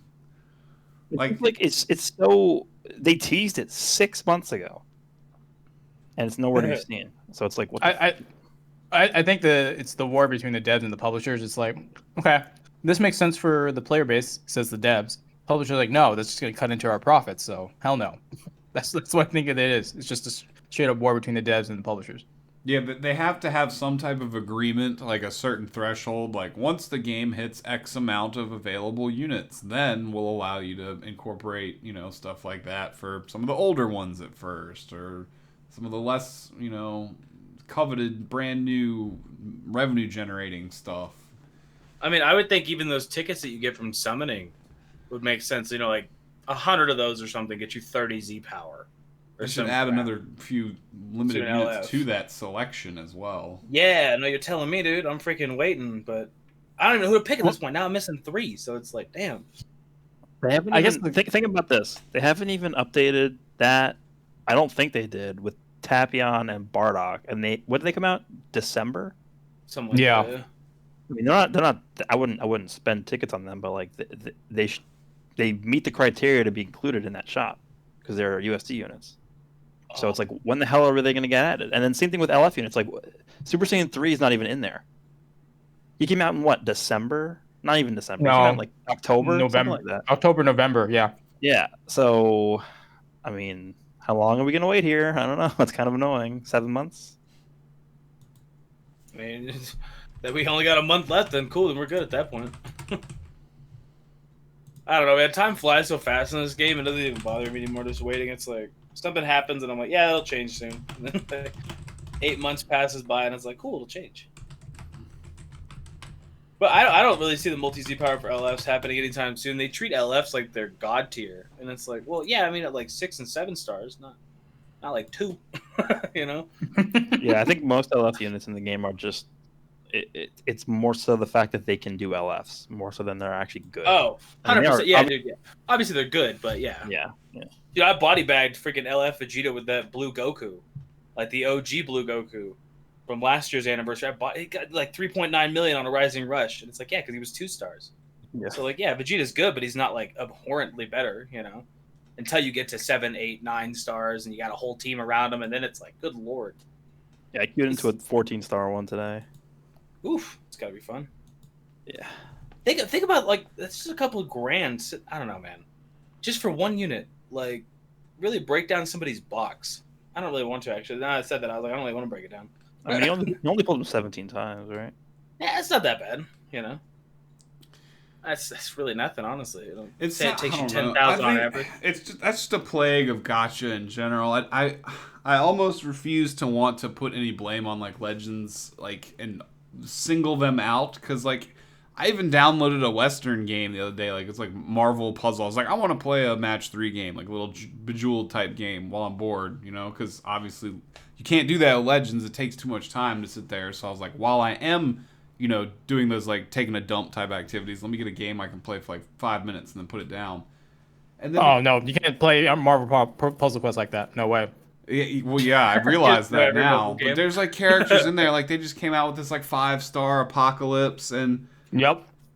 Dude, the multi summons in that game, not only are they more expensive, but I got like nothing but bullshit. Like it's so much worse. I was like, I didn't spend any actual money, but I was like saved up like all the starter currency or whatever, and I was like, yeah, it makes me appreciate some aspects of Legends more when I play other games, Oh, and I'm like, what the hell? 100%, dude. When I played Ninja Tribes, I saved everything that I got besides like the first 2 multis to get the 2 characters or whatever.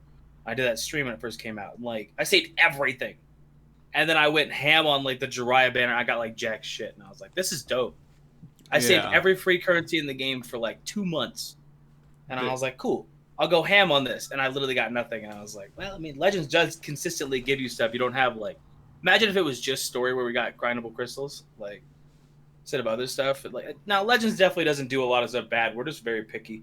We played so many mobile games at this point. We're all ruined. Like." Well, we're in a separate camp because we play the game so much that we always need more. Of course. But I mean, actually, I would almost argue, I don't think we care as much because it's like, yeah, I'm just going to spend the money anyway. So it's like, whatever, dog. It doesn't really matter that much. But if I was like free to play in Legends, even that, they do a pretty good job of free to play stuff. They're so good. Like, people give it crap, but it's like, it's not that bad. Sometimes it takes playing another game to see that, but like in that Marvel game, like not only do you pay to some of the characters, but they give you a character box that only holds 5 characters, and you have to pay. Yeah, you have to pay to expand the box. Yeah, I know. You have to pay real money just to be able to have a team in the first place. And I was just like, oh my god, I'm still playing. It's fun, but I'm just casual, completely casual, just kind of dinking around. It's the way to do it, man. Like, just every other game, I just go straight up casual. I don't even debate spending. Like, Dokkan, I don't think I spent $1 on Dokkan in, like, 2 years. Because it's like, I know I'm just not feeling it as much, you know? Like... Yeah, the only downside to Legends that, I mean, the one downside that I think Legends took the gacha aspect and really ran with it is the amount of dupes to really fully max out a character. Yeah, that went crazy. It's 3 times more than Dokkan even needed. Well, okay. The whole star system revamp too is also super like pushing the gacha aspect. Whaley. Too. Yeah. Because it's so heavily weighted towards the second half. Like once you get into the red stars, like your units start to be completely like their power levels skyrocket. It's a different feel. Yeah, so that's when your character becomes a real character. Yeah, basically once you get through the first 7 stars, that's when you actually start like seeing the power ups go like very fast. So that was like probably, in my opinion, they're not going to ever admit this, but that's the reason why they made that change. Oh, 100%. Yeah, I know. You can look at it and say, oh, well, you get a little bit of boost every single time you get a star. No, it's so you can get me to summon to red too, then, because people know that's when you get stronger. Like, yeah, because every single red star is giving you stats. What was red star? What is red 2 equivalent to? Like old. That's the old like 6 star where you got the final big stat boost before there was just nothing but the void until 7 stars. Yeah.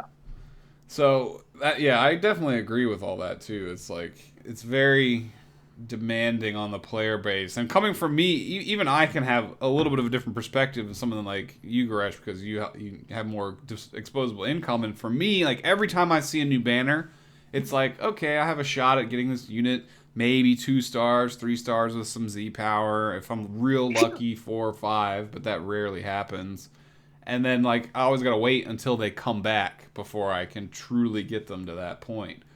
So it's like, it's very, I don't know, it encourages people that spend less money to have, like, powerful older teams, and you just sit on those teams and you'll use them. And, you know, you build stuff a lot more slowly as someone that's not spending money. Well, if they keep up good and cool free-to-plays like 21, Zenkai Goku, Kakarot, I got no issues with all the, waiting for the next banner to come around so I can actually get the unit and stuff like that. No problem waiting for that. It's just, I don't know how much they're going to keep up with it, or if it's like a random, every 6 months we'll get something really, really good, or, you know what I mean? Yeah, I actually, because think about how much they've done with that in the past just few months. I mean, we got 21. Then we got the Kid Goku Zenkai. Then we got Kakarot Goku, all within the span of a few months. Dude, I would argue Kid Goku is like top 8 in the game. Like, he's so good. Fully boosted, he's like top 5. Yeah, I mean, he's better than like most LFs. I actually think every single one of those notable free-to-play units that we've gotten in the game have coincided with some other event of opportunity, like the Kakarot was the collab with DBZ Kakarot for that game getting its DLC. 21. The 21 was for Dragon Ball FighterZ when they announced Season 3. The Vegito coincided with the 2nd anniversary and that tournament, and then Like, the only one that didn't was, like, the Ginyu Goku. Like, even Rising Battle Broly, he was with the DBS Broly movie. So, like, every single one of those things have been an opportunity that they've jumped on that's, you know, out in the community elsewhere, except for the Ginyu Goku. So hopefully they'll be able to find a way to work it in to just, like, a consistent schedule where when there's not something else that they can feed off of, like, going on in the community, they could just, like, do an in-house one like Dragon Ball Heroes or Dragon Ball Fusions or a Xenoverse collab. You know, they can find a way to make it consistent. But yeah, my point was that they're just doing it more, like, just in the says because 21 was Valentine's Day. That was 3 months ago. So in the span of 3 months, they've released 3 top-tier free-to-play units. And before then, we got like Nappa, we got like Yamcha. So we also did get Ginyu and Vegeta were good. We got Broly, who was good for his time, but I feel like they started to realize that free-to-play players needed way more good options, not Yamcha or Nappa. And that's why we're starting to get these good units. And like honestly, like what you were just talking about too, like with the there has to be something to coincide with it. There was no reason for them to release the Fighters collab. Like what was Fighters even doing? Like when they released the 21, like there was no. It was the their world tournament and then their announcement of their season 3 DLC. Yeah, okay. I mean, but that's not really like. I don't know. I feel like 21. They could have done that at any point, really. It's like little things that they're like aware of in the community. They're like, what can we capitalize on and work this into our release schedule type stuff. Yeah, but like so for someone like Nappa, like that was just completely random, and they unfortunately didn't make him super good. Like anything, how close to good out Kakarot Goku is, or 21, or even the Vegito is. But like they could just go out of their way and be like, okay, we want to make a free to play, I don't know, base form Gogeta for the anniversary, and then they could just make him crazy good. And then I don't know, the next 2 months after that, they could be like, okay, now we're gonna Zenkai the Legends Road Trunks, the transforming one. So I think we're going to start seeing a lot more of free-to-play units getting like a lot more buffs, more boosts, and just them being really, really good options for people who don't have like the best boxes, I guess. I agree with that. I think they will continue to do that because Well, they'd be dumb to not. it I mean, glues honestly, eyes it's on the game too. fantastic. It gives them that long-term play time that they want, and Absolutely. it's much more rewarding doing that than trying to con people to log in 15 times a day with the adventures. Which I'll also say the adventure system has been toned down quite a bit. Like, Quite a bit, yeah. Oh yeah, I like it way more. Same thing with the Zenkai Souls getting them. Oh, it's so much better. yeah, dude. like not only the 2 extra slots and then the 7-hour adventures, you only have to get to like 150k. None of the important rewards are gated behind those adventure missions. Like that has been a lot more of breath of fresh air with that system for sure. And that was after a lot of complaining on the community. So if we have a bunch of stuff we don't like and we're vocal about it, it seems like at least after 6 months or so, they might actually start listening. So I will definitely be vocal about it. Yeah, Everything, I will definitely make videos on it. Like everybody is definitely vocal about. They were definitely vocal about adventures for a while there. like the video titled "This is the worst update ever." Good lord, Exotic Gamer, bro! Like props, dog. yeah, You weren't here last week. I appreciate. No, Oh, I saw them all though. Like I could see them all flooding in because I was watching on my phone. From what I've seen, they've been pretty innocent, but just he's trolling around a little bit. But I appreciate you, Exotic. Thank you, Yeah, sir. let him troll, dude. Screw it, yeah, man. Oh yeah, I can appreciate a little bit of fun and nonsense, but. Using sand, you can't charge that. What? I can't use any sands because I don't charge that. Well, damn, it cuts He's out like firing half my shots all over box, the bro. place. Just kind of like that. I found that Goresh XL Twitter account that someone's trying to. He was cool, Oh my dude. god. He was chill, man. He liked me. He's trying to. That was hilarious, though. He said he was going to copyright strike Bebop. I think. I was like, wait a Yeah, minute. and then his account got like deleted or something. I'm pretty It's sure that not- fake Instagram account is still there. I don't even know The how to other get. guy, what was his How do I name? even get rid of Goresh? that? I think you Word, I can guess. report stuff like that as someone's trying to impersonate you, but like that's like why they have the verification badges and whatnot. But those are really hard to get. Like You can't. I don't even think you can get those anymore. They can't. Like I tried doing it, and they're like, "This feature is disabled" or something. they hand them out to like who they want to hand them out to. I don't really know how that system works on Twitter. On Even Twi- so, I don't. On Go ahead. Twitter, apparently, you have to have the backing of a company in order to do it. What if I have my own company? I don't know. I think you can, like if you have an LLC or something, maybe. and Yeah, you- that's what I'm thinking. Like, what if I have my own LLC and then I'm like, I'm a sole proprietor or whatever. I'm a sole member LLC. I'm not Like, how do I do that? super sure how it works, but like if you think about it, it is pretty like absolutely insane that like Rhyme and Afro are not verified, right? Like Afro's got 1 million subs on YouTube and he's not verified. Like it's nuts. Well, my issue though is that this is Instagram and I have no presence on Instagram. See, I don't know how I've had that on too. Like just people pretending to be me on Instagram because like Yeah. I don't have a presence on Instagram either. Like I made an account just to make one, but like I don't. Like, I have a personal account on there, but like I'm not gonna submit a thing and be like, this guy's impersonating me because clearly it's not me because I have a different account. Yeah. It's an interesting world we live in.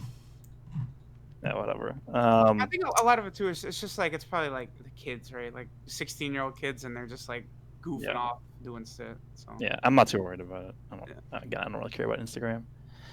What were we talking about? Free to play stuff. On the Vegeta return banner was the red Gogeta. What? Do you think it's an indication that his Zenkai is coming soon? I mean, they're going to start Zenkai units left and right here soon enough. If they Zenkai Red Gogeta, I don't see any fusion units getting a Zenkai. Okay, listen. I think we're gonna get a Zenkai this week. I think it'll be the last Zenkai in before the anniversary. wait, let me ask something real quick. I'm sorry, I always do that, but okay, who?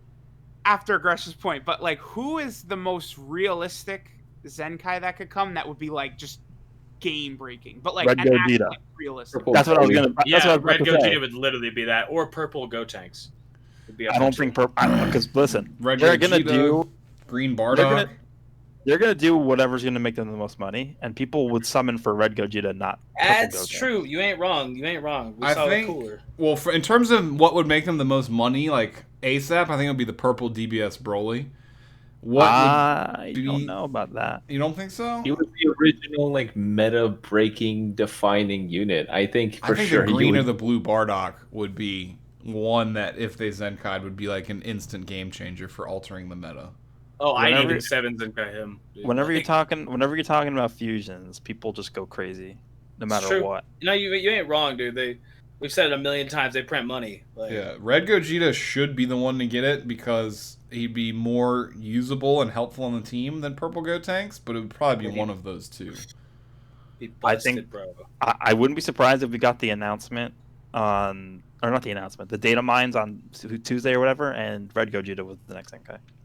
But yeah, I think I- out of all the possible choices, I think blue or green Bardock, purple DBS Broly, red Gogeta, or purple Super Saiyan 3 Goku. Those are the, like, Oh, I like that one. I knew That you one or would. green bar. I knew you would like that third one. But those would be the 5 most likely and most like impactful units I Impactful? think, that, Yeah. that I could see them doing like right now. I'm banking on Red Gogeta because right now the easy mission is red. So or any red unit, I think is going to be the next Zenkai. Yeah, So we haven't had a second one for. The first one was just the only one we have is the Super Saiyan Goku, right? That's what I was gonna say. We only have one red Zenkai unit in the game. Yeah, it ain't gonna be Trunks as much as people want it. Don't we also Okay. have? Don't we also only have one blue? No, we have two. We just got cool. Never mind. Yeah, cool. Well, clearly, and the reason why you can kind of pick it, I don't know, they might change it, but like so far, I've noticed the pattern is right before the new co-op battle, like boss comes in, whatever is the easy one to grind, that's the color that's getting a Zenkai. The So next like one. the last one with the Demon King Piccolo, the easiest one I think was blue, or no, it was something like that. Whatever it was, the blue one was the easiest one to farm, and that's where I knew, okay, well, the next one's probably gonna be blue, and we got blue cooler. Like my conspiracy theory is this: we've got the red one, is gonna be real easy to farm, probably gonna be a red unit, which is most likely Gogeta. Yeah, we also only have one purple, right? Yeah, we have the Gohan for purple. Could you guys see Majin Vegeta getting it or no? Yes, I could. But I think Yes. they would probably want to release another one first. I think they would want an LF of him more than anything. I mean, the guy was shafted immediately upon release. Like, yeah. he- Can you imagine we're if talking they- about Majin Vegeta. Like that guy deserves like his own standalone banner. like step up, like Android 21. Basically, exactly how that was set up. Like He was the super fun only. for a couple days though. Yeah, he was. But the thing is, like his whole gimmick is that he just makes the rest of your unit worse. Yeah, they So, take like, more damage, which is like that's a nail in the coffin in this game. It wasn't even good enough to warrant it. Like if he was absolutely like Bardock Last Stand level busted, like but you got all your guys up, then I could see it. But he wasn't even good enough to warrant him debuffing everybody, so it made no sense. He came out at a very bad time because he came out right before the anniversary, and that was when power creep was like, okay, well let's just multiply everything by 400, and then you have this guy who was supposed to be a hard hitting unit, and that's why he's doing the debuffs, and it's like now everyone hits way harder than you, and you just suck. Can you imagine if they hid away getting rid of that debuff on Zenkai 7? And why does he It's like- buff blast attack? It makes zero sense. He's like 100% just solely a strike character. They I tried thought to they do used to that do because that, it's the right? same thing with the Super Saiyan Goku, the red Zenkai one. He buffs blast attack, but he's a strike unit, or he buffs strike, but he's a blast unit. Sorry. Like it's like they try to do like the opposite. So like, what? Well, they used to always do that, where they'd make him like a strike unit and give him 2 blast cards. Remember? They've always been trying to do stuff like that. Yeah, I think. They I reversed mean, it. they could Zenkai him, but I think they would probably rather just release a new one. For Gogeta, they already have 2, so I think it's a good time to just Zenkai the red one, and the green one's not really that good anyway. He's not like terrible, but he definitely doesn't compete with Kefla on the team for sure. Yeah, I think as well, responding to someone in the comments, I think that Fusions would get its first Zenkai before Regen got Red Cell as a second Zenkai. I would think so too. Please just don't even Yeah. talk about Regen. You don't want. I know, dude. It's been so you nice don't not want fighting Zenkai Blue, Red Cell like- because he's completely useless right now too. We're about to get merged Zamasu. Yeah, probably. If that, I mean, I don't. That leak that I shared trying to figure out if it was true or not. I don't know if that was Rio Kutya or not, but Well, that was like the only thing on there that was like, okay, well, this is like just clearly like that's like me saying like, oh, I have new leaks. We're gonna get an LF for the anniversary. Like obviously that's gonna happen. Like if we don't get merged Zamasu for the anniversary, I'm gonna be stunned. yeah, I think they're gonna finish up the Goku Black Arc also, so they can kind of push forward to entry level TOP stuff as kind of something we see more frequently. Yeah, and also Shadow Dragon Saga too. Yeah, I mean, we could sit here and theorize about that because we could get like a Super and GT anniversary or something. I don't That's even. what I think is gonna happen. That's my theory. If we get merged Zamasu, we could get like a red Zenkai, red Zamasu Zenkai, right? That would suck ass, but yeah. Yeah, Red Zamasu Zenkai would be really powerful. Like, Yeah, don't wish that baby with the boo and that Zamasu. Oh, oh God, no, please. they would I mean, really we know have the to fact that increase the Region's time gonna come limit. back. They have to Region increase always the comes time back, limit of matches like- for that to be a thing. They are the designated villain tag. No matter what, they always gas up Regen before they drop their counter. It's designated a villain repeat and Piccolo. anniversary. What they could do a Zenkai for like androids or female warriors too, because we don't have any of those. But the thing is with those is like nobody's gonna care, right? Yeah. Like if they Zenkai like Blue 13, who's gonna care? Well, Not many. I mean, I think for the anniversary, is it possible? Like, I think it's possible we could get multiple Zenkais. Yeah, I thought so too. Yeah, well, like, Like what 2, if that 3? leak was correct? Like that we saw. It said, I'm going back and looking at it now, but it said somewhere in there. What does it say? Super Goku Zenkai Awakening Schedule. I don't know what the hell that means. I'm pretty sure because nobody confirmed it from reliable sources, it's fake. And the person tried to make it sound like, when the translation is not 1-to-1, so it sounds a little funny. It's like they really wanted to follow with that. So I'm pretty sure it's not legit. I can definitely agree with that and say that it's not, but like if I don't know. In terms of what they were talking about, like a whole like if they're gonna release a bunch of Zenkai units. My hope with this anniversary is that they make it good for everyone. And by that I mean like if they're gonna do 2 step ups, make it one LF that's shared between both, like the Vegito. If they're gonna drop a Zenkai, then make it like the Kid Goku, but let us Zenkai awaken that Spirit Bomb Goku in the rare metal shop. I think this would be a good opportunity for it. Let us farm him up. Another free Zenkai for everybody. That'd be great. I like those two small things would be pretty helpful because no one wants to have to be like, I want that LF, but he's on the other banner, but I'm more interested in this other unit. Like, you know what I mean? It would make people be a little bit upset. I think at this point, what they want to do is try to make everyone as happy as possible. And I know it's going to be impossible, but certainly not having two separate LF units on two different banners is Well, not a good way to go.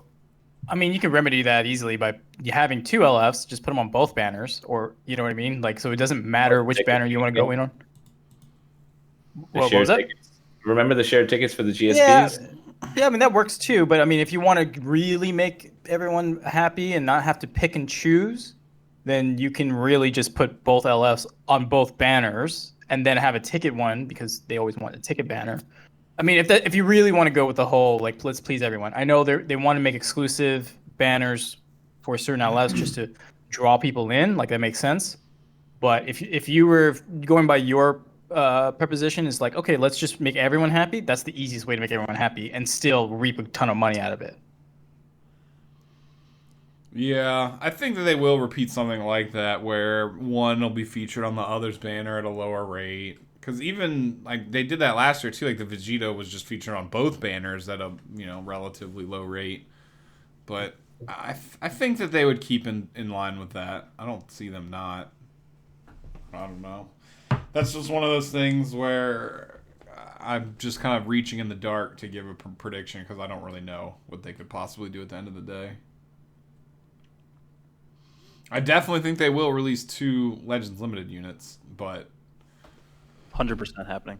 Yeah, it's definitely happening.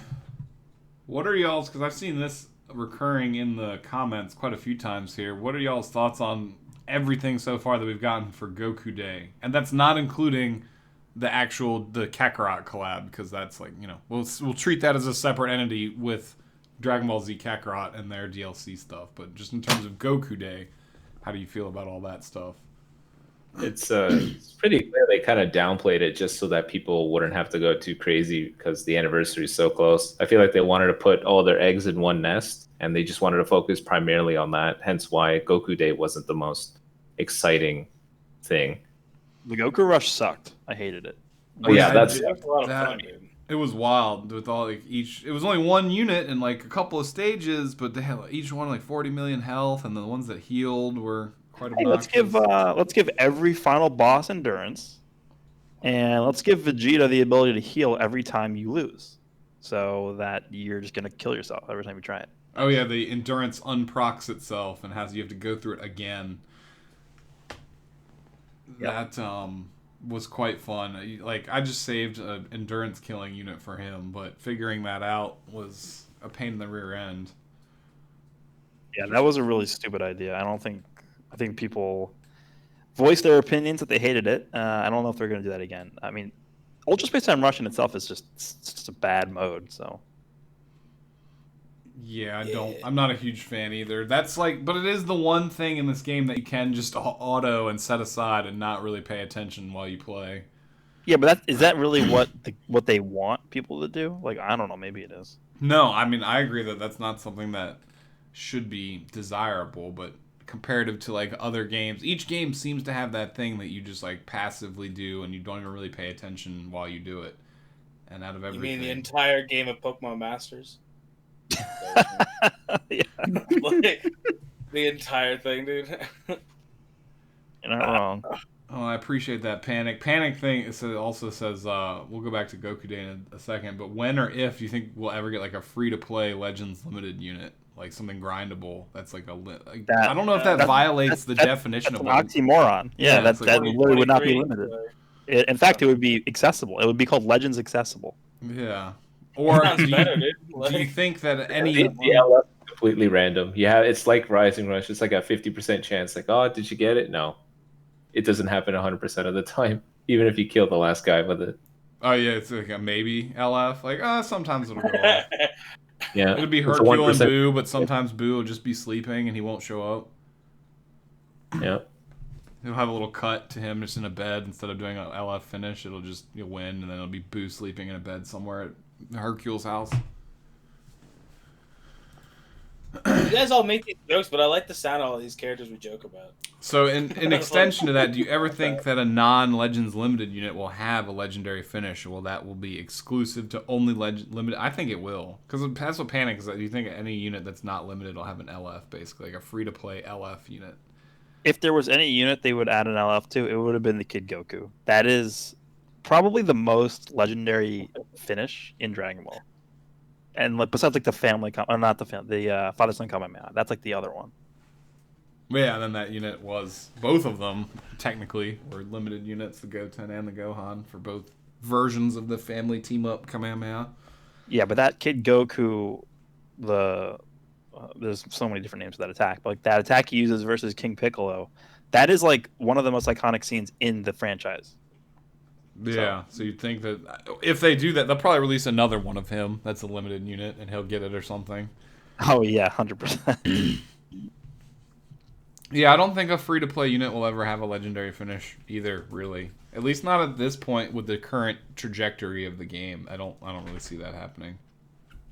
And on the Goku Day, like Raiyuden was saying, I think they just kept it kind of down-tempo because not only, like, anniversary's coming and they want to put most of the focus on that, but just because, like, I don't know, world economies are a little bit down right now. Maybe they didn't want to preload something that people would completely drain out for right before their own anniversary.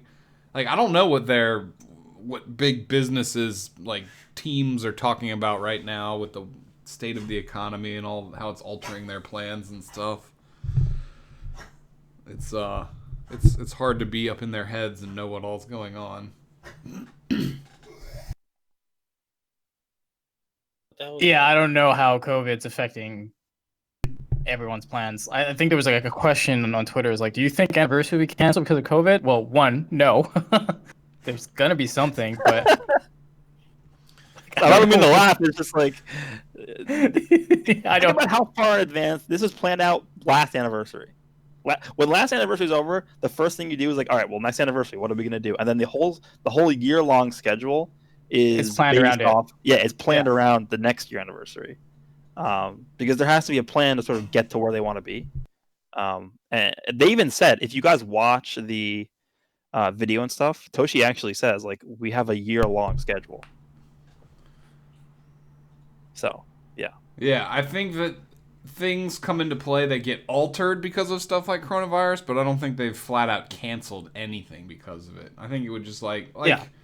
and also not even so much the virus, but things like that we talked about before, like that login error where majority of the game population couldn't log in for like 2 weeks, and how that, I think if anything was to get pushed back or canceled, it would be whatever's after the anniversary. That I could see definitely being impacted.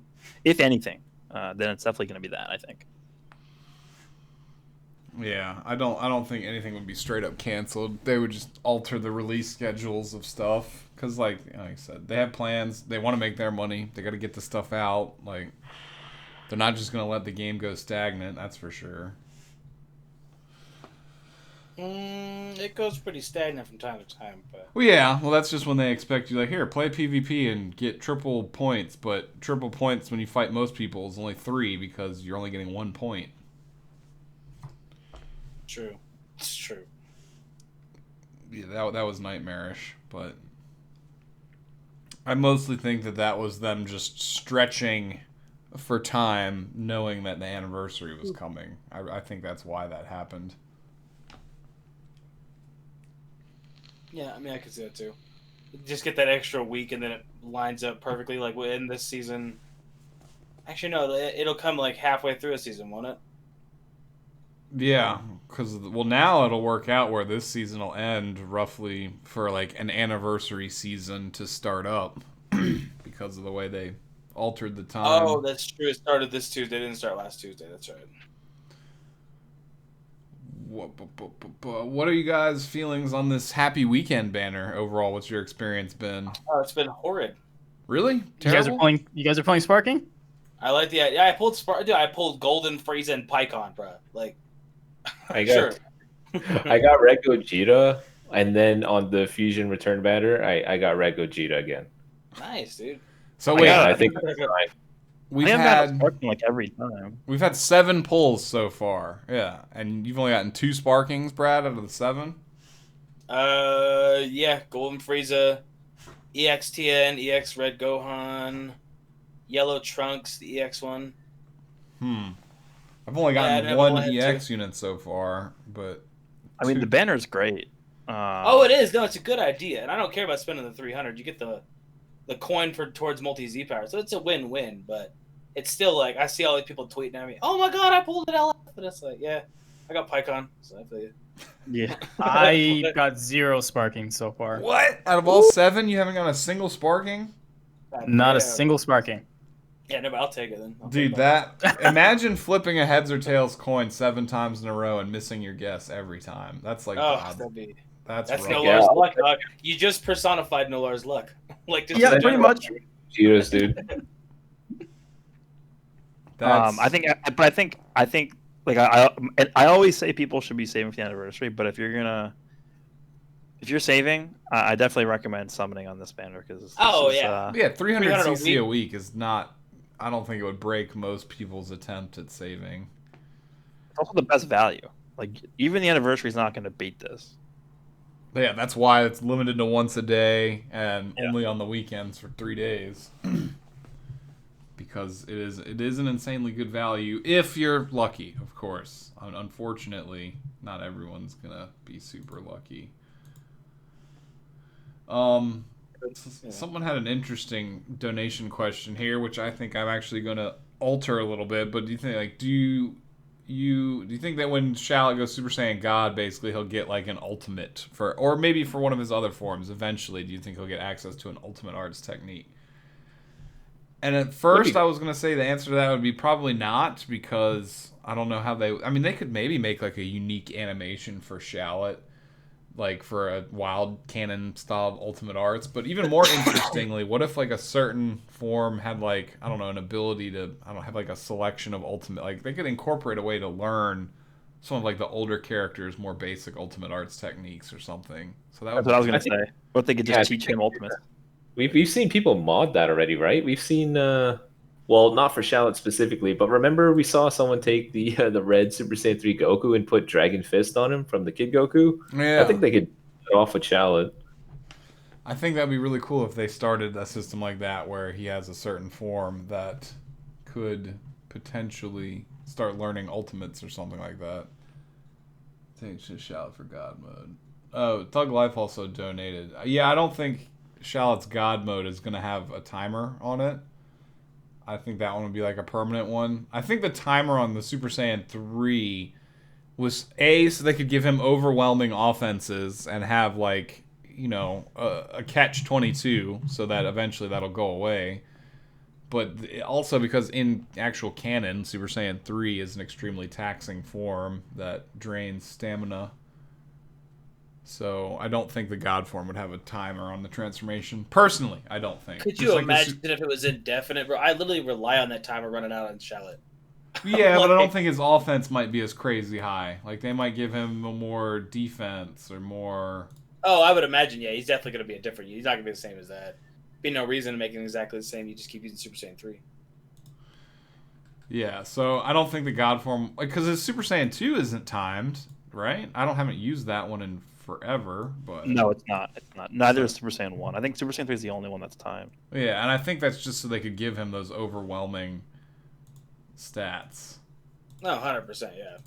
No, his God one, I don't think it'll have that same kind of stat. I think Goresh is right. We talked about the last couple of weeks. Well, not last week, obviously, but where it's like they're just going to buff up his base form a lot. He's probably going to get some kind of unique for it.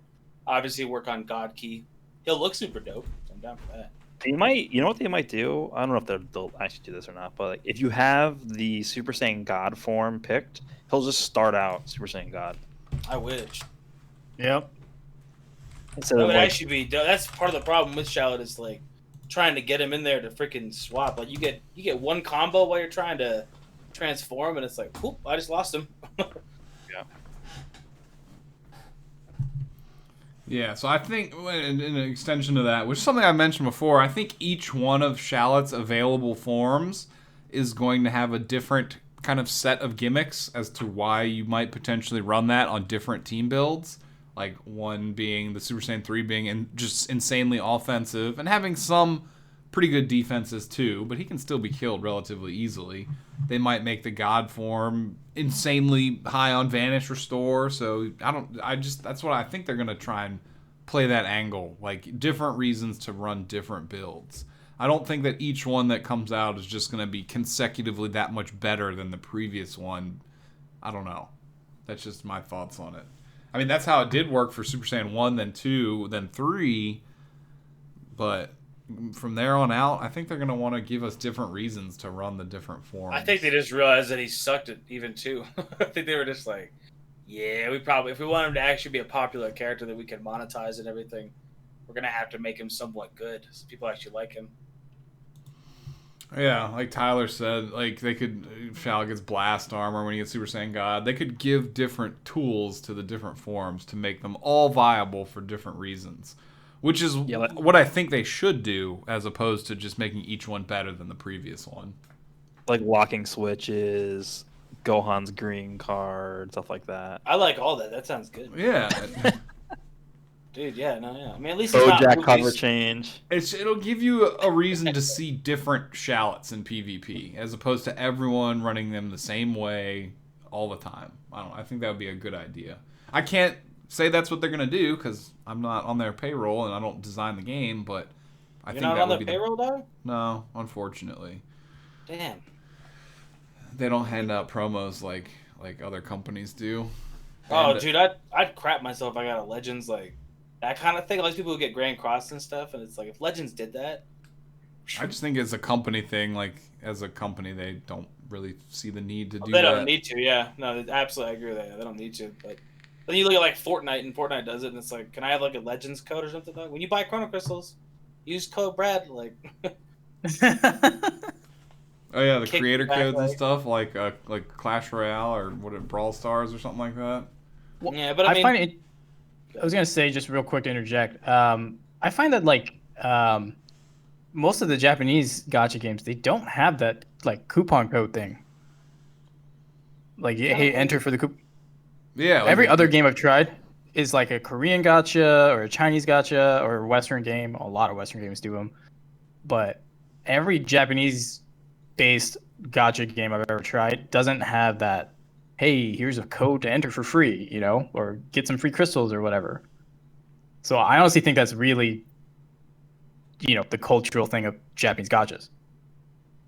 Yeah, and characteristically, they've been like only now recently with the Video and Stuff podcasts have they prioritized communication being more important with their communities. But before, they've kind of just been like, we're gonna do stuff and people like it or they don't, and you know there is no real response beyond that.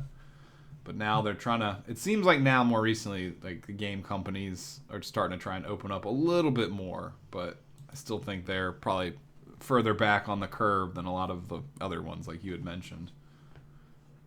Yeah, because like Netmarble, when you guys are talking about Grand Cross, as they're primarily a Korean gacha or publisher, I should say.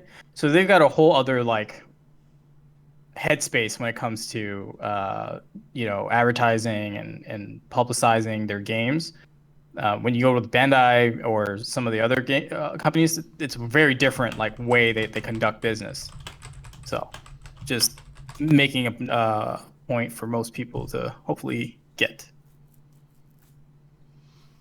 Yeah, I don't know. I don't think that they also examine their competition very thoroughly all the time. Like obviously Legends and Dokkan are really in tune with one another, but I don't really think the Legends devs are paying too much attention to what like, you know, Netmarble's doing or what the Marvel team is doing with their games. I don't know how much they examine external markets and stuff like that to really gauge their performance, comparatively speaking, to just internally reviewing it. So. Yeah, I mean, I'm sure they use like Sensor Tower or all those other third-party webs or services to like really analyze, you know, their downloads, their revenue per month, and you know, seeing their costs and all that. But I don't think they compare themselves to, like you said, the rest of the market. Mostly because I don't think, again, I hate to harp on it a little bit, but I think like Japanese culture, it's like, why no point to compare to the other companies is because they're kind of like insulated onto themselves, right? Yeah.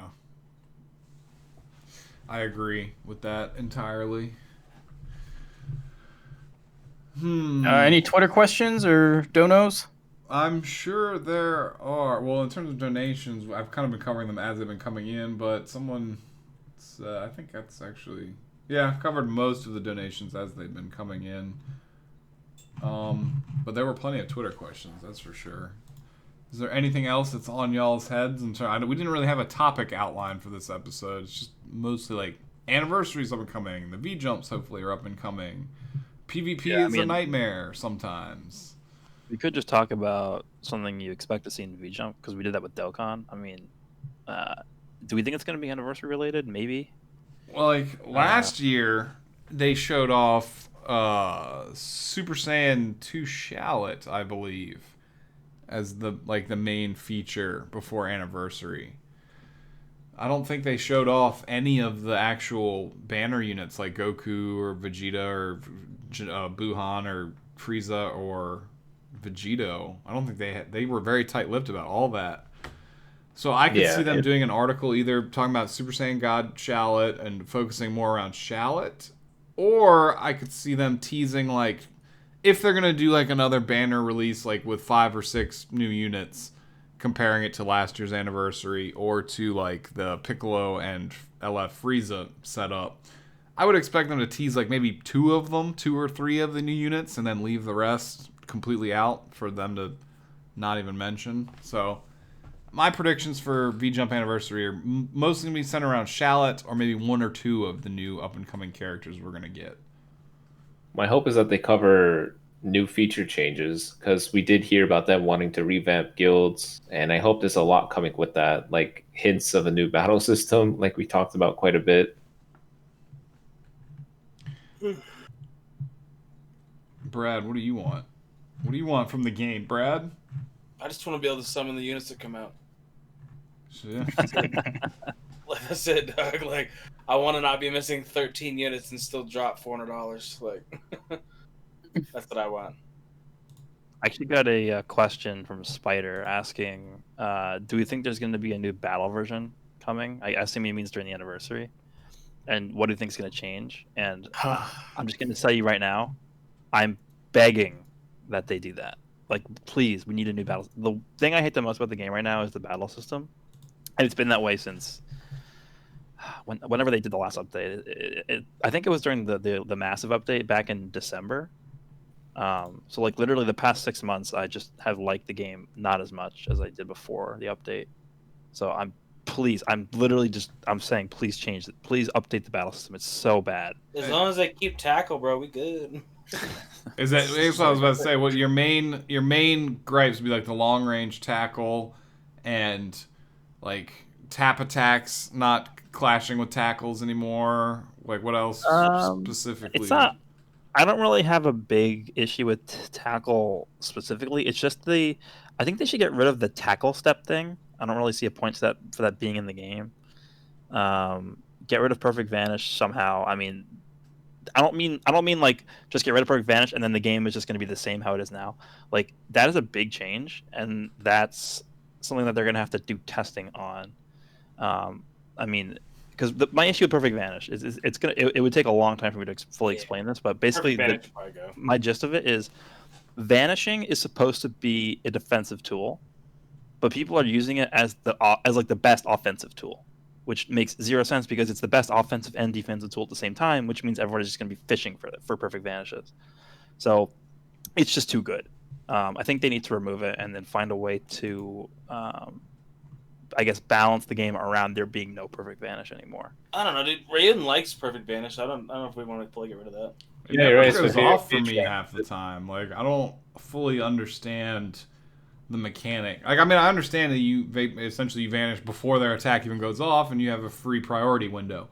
But like, I do the input, and I do it at the same period of time that they are, and it's just like the one that gets me the most is like after blue cards. Like all the time, people will throw a blue card to bait your vanish to then immediately be able to respond. But every time I throw a blue card and I can't vanish out of what they do next, but they always like I don't understand that timing window right there like fully, and I don't know if Depends it's on the character. The animation for their blue card. There are those that are short and there are those that are long. So like Super Baby 2, for example, his blue card is a long animation where if you vanish, you like if your opponent wants to vanish, they'll be able to hit you. And what's an example of a short one? I think LF Super Saiyan 3's is a short one. yeah, and the Super Saiyan 2 Super Yellow Saiyan 2 Gohan, his Gohan. fires off like immediately and then is over. Yeah. So and then the perfect vanish thing, it's all about predictability actually. If you pay attention to the animation after you do something, once they transition from like recovering to getting to attack, if you jump, then you will get a perfect vanish. Yeah. Just gotta predict what they're doing. Like if you notice that every time you're done beating them up, they fire off a blast card, you just time it. Oh, you just got to predict what they're doing. Oh, okay. Yeah. Thanks. It's just, well, yeah, I know it's obvious, but just the fact that you can just keep fishing for that to do, like you said, for the ultimate offensive tool is just baloney. I think it's stupid. Yeah. No, Well, it is it- stupid. Yeah, It's Because only it could get- stupid with units like Kefla that can combo like any unit in the entire game. It wouldn't matter as much if we had somewhat like defensive old meta options where like well, not okay. every unit got soloed. The direction the game is going in is hyper offensive. So like we just got Go Tanks, who honestly probably does more damage than Kefla, Yeah, I would not agree with counting that. her ult. And then Kefla, who combos for legitimately like 30 seconds, and you're just sitting there for like 30 seconds, not being able to do anything. So if you get perfect vanished by like one of those hyper offensive units who don't care about cover changes, who don't care about anything, don't care about type disadvantage, don't care about any of that stuff, then it just feels like you just lost because you got perfect vanished, Yeah, or you lost a 100%. unit. So it just doesn't feel good.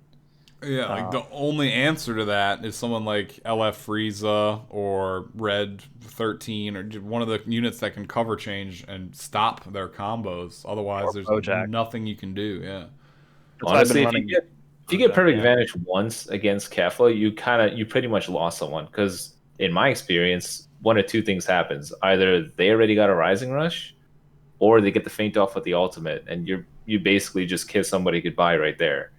Yeah, that's a, you need someone like Purple Vegito to then square A up second on her. life unit. Yeah, you need a second. I feel like you need a second life unit in this meta. That's why Kid Goku is so valuable, and why you see people Oh, use him on like random Power teams. Frieza. He's Yeah. so good, bro. Like Yeah, his passive doesn't discriminate. It's not like, oh, you need it to be a Saiyan. It's anyone. Anyone will get the additional damage and key. That's why he's just thrown everywhere. He's so good. Every team can benefit from having him there. what's it called? I mean, I like that Vegito is a counter to her. That's cool. But like they're the same team, so then everybody's just running fusions. So Yeah. it's like it's because she's gonna have a strike card, obviously. So it's essentially you're almost guaranteed to get a strike card, or like swap it on her strike card. But then it's like, well, then I gotta use fusions to counter it, Or obviously LOE. Yeah, LOE obviously does a good job too because you have Frieza. I mean, if I had Frieza, that'd be a Well, good counter. But Purple Cooler is a pretty good counter because he's immune to feint. Yeah. that's true. That's Yeah, I true. love So using Purple is Yellow But then he Gohan gets immune to that rushed too? by the yellow Vegito, so. What'd you say, Brad? Is Yellow Gohan immune to that too? I don't think so. No. I thought he had. I like, think a- before he transforms, he has like a consumable one-time immunity to something. Kind of like Yeah. how the red God Q has two, where he can be hit by something twice and just shrug it off, but then after that it goes away. And Yeah, I I don't think use if you Gohan. transform, he loses that also. The Gohan specifically, I think he does, but I could be wrong. I don't know, man. It was a perfect storm for fusions to take over. It literally was just like, here's two hyper offensive units and a good defensive unit in the span of like a month. Yeah, I'm just telling you right now, it's not going to be. Oh, it ain't ending It's not going anytime to be soon. the end. Yeah. No, I've acknowledged it now. I tried to fight it, and I tried to say, no, we're not getting Vegito and Gogeta for the end. We're gonna get some form of them. It's gonna happen. Oh, fusions is going to be relevant in this game forever. That team has got Oh well, too they're many. Saiyans and yeah. they're gods, and yeah, of course. You take two characters together, they're gonna be stronger than most of the Dragon Ball universe as it is, just even in the show. so you can make bomb ass cards out of it no matter what. And they're all just super popular characters, so they'll hopefully get some love from the developers. Hopefully. Goresh, someone donated and saying, how do you think you could change Rising Rush with teams like Regen running around? Goresh put out like a whole video about that was pretty decent that I could recommend for donator. To sum it all up, I think there's no way to remove it, so you have to change it somehow because the whole game is based around it. Yes, agree. And then there's 3 points. So B, basically my solution is, just to go through it quickly, is I would change the way that Dragon Balls are collected. I'm trying to even remember what it was because I did that video a few weeks ago. Change the way Dragon Balls are collected so that I think you get them depending on like you actually getting damage instead of doing damage, so that it's more so a comeback mechanic. And then C, I would change the way that the cards are guessed so that if you're losing, you have a better chance of guessing the card. I can agree with most all that, yeah. Or the only other situation that I could recommend, which would be going in the complete opposite direction, would be to get rid of the Dragon Balls altogether and have it function off a meter-based system, which could still work with characters that steal Dragon Balls. They'd just be stealing some of your meter instead. And then have it, like, generate based off of, like, any other fighting game, like, in the entire world. Like, you deal damage, you get a little bit of meter. You take damage, you get a lot of meter. And then you can see the other player's meter at all times, so you know roundabout what's going to happen. You can kind of make some strategy around it. And I don't know, making it more like a traditional fighting game in that sense would appease me, and taking out the guesswork, or just taking out the RNG from the system. Just make it a guaranteed hit when you launch it, but maybe it may not do as much damage, so it's not as game breaking. And you could use it in like a comeback fashion where like maybe it'll do more power when, like last man standing and the other character's got 3 units left. It already kind of is like that, but just the RNG aspects of it kind of really can screw you from even using it to make a comeback sometimes. Well, it's like you're already dominating and you just dominate more. With units like Kefla, you're already bodying the crap out of them by boosting your attack over and over again. You have such a good card draw speed that you're almost guaranteed to get 5 or 6 attacks off. Almost. Yeah, I don't think if you're the one who's doing the more damage and like winning the game, you shouldn't be the one who gets rewarded, right? I don't know. I agree. That'd be crazy if like the dragon would do guess. Like, you could do that. Yeah, but again, I think you have to do both, because if you just remove the ability to guess and you're winning already, then you win even more, right? So true, I think. But I mean, if you just take away like this, it would have to have. You just know the clear-cut damage. Because that's my idea is that you would have an easier chance of guessing if you were losing. So like let's say you had 2 characters left and the enemy had 3, you would have, instead of you getting 4 options, you would get like 3 or 2 of cards to choose from. So you'd have a higher chance of getting it right. And on average, that would mean that you guess it more often. I wouldn't mind that system, but I feel like also if they did that, if you guess the enemy right, and this is something that I just believe fundamentally, period. Like, if you guess the enemy's Rising Rush, it should return the game to a neutral state instead of you automatically getting a free combo. Oh, that's one of the biggest things, that it should never. You shouldn't be just straight up. Yeah, it's so insulting, and I know it happens to everybody, so I'm not really complaining about it because it happens to all of us. But like, you're losing, you there's 3 enemies left, you kill 2 of them, then you Rising Rush through 3rd character. You're like, wow, I could actually come back and do this, and then they guess your Rising Rush, and they just come back and kill you. And it's just like that. All that build up to that potential comeback was just ruined by bad luck. And that makes me feel a little salty sometimes. But that's just the name of the game, so you just have to be like, all right, good guess. You won. Sorry if you're talking to me. I'm ordering 5 Guys. My bad. Oh, no, you're fine. I was just saying, like, you have to be a big man in that situation to be like, good game, you won, based off of a lucky guess, but you still won. Like, sometimes it's hard to not get, a little salty about that, but... We're looking for that the ultimate battle with no Rising Rushes, right? That would be awful. Rising Rush is 100% mandatory for PvE. Like, you're not having me fight a 40 million damage enemy with no Rising Rushes. But even me saying that, the developers know that, and they have the bosses, like, I don't know what they've done, but, like, the Rising Rushes against the bosses just do not do that much damage. Like, they have special unseen defensive properties that, like, lower the damage of Rising Rushes. Because I think the devs know, they're like, well, we don't want them to just spam out Rising Rush and beat the boss just by doing that, so let's make them resistant to that and until, like, way late game when they're almost dead. What do you guys think of a system where Rising Rush can't kill your enemy? It just leaves them at 1 health. That would probably be good too. And then returns the game to neutral. Yeah. I would actually probably not be opposed to that, because at least I don't know, you'd be left with 1 health, but you could get one more technical play in there, get your Rising Rush off, then they have 1 health, and it would definitely make for some more interesting games. But a lot of the time, I feel like you just get killed by a tap blast or something after you got out of it. But it's, I mean, for when you have multiple characters left alive, that's still not bad either, because then you can, like, immediately swap, have a chance to preserve that character for a, you know, like a one-hit moment. I wouldn't be opposed to that.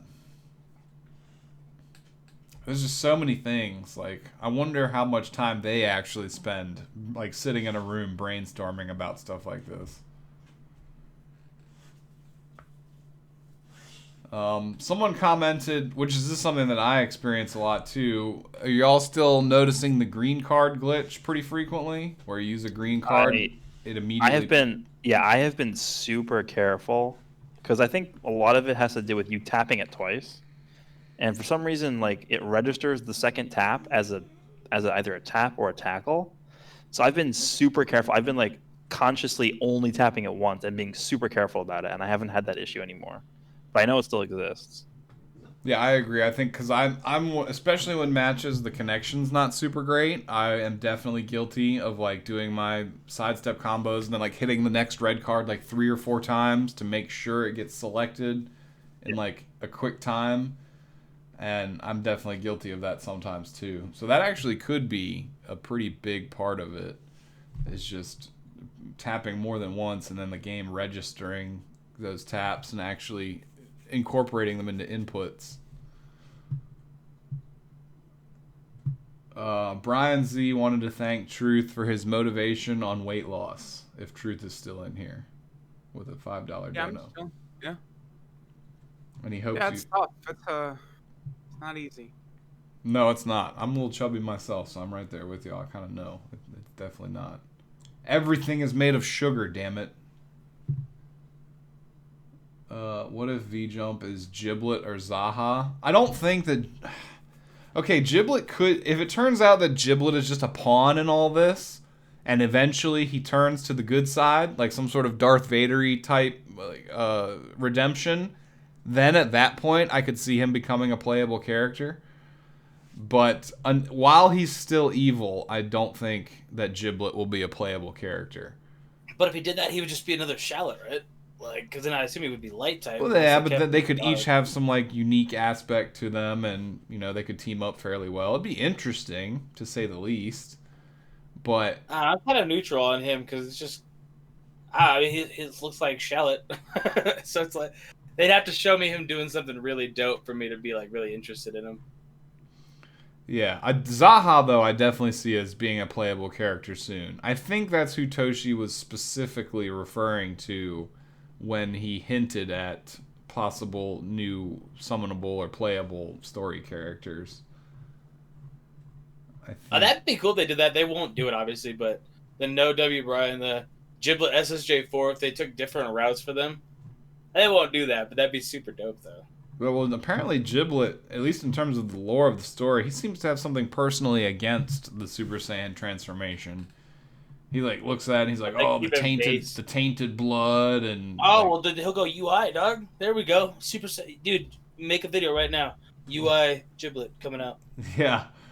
Clickbait that. I'll probably end up backfiring, though. But yeah, definitely see Zaha. A lot of people seem to think that Zaha is, like, the evil mastermind. I don't know how closely y'all are following the story and whatnot, but I don't know. They think that he's like the hooded figure, and then every time he's disappeared, he's been going off to do like sinister plans, and then coming back to like keep tabs on the good guys, I guess. That would I've be seen- a very tropey like plot device if they went with that. Like that's something I could see in like a B movie plot. Like, oh, he's the good guy. He thought he's actually bad. But I wouldn't put it past them to do maybe something like that. I've seen some people say that they think the mastermind's going to be like a new character, and I don't think so because that would feel so underwhelming. Like everyone's trying to figure out who it is, and then they reveal that it's a new character that nobody had a chance of getting right. It just doesn't feel right to me. I think it's somebody that we already know. Like someone in the lore, like maybe it's like the second version of Zeno or something, like the one that Goku. I don't know. Zeno's too nice and innocent and stuff, like seemingly, but It'd be a good way to introduce like Fu and go into like a heroes thing.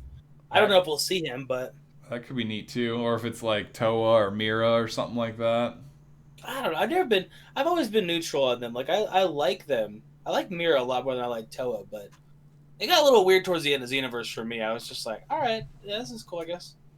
But Heroes is actually a little weird too. So.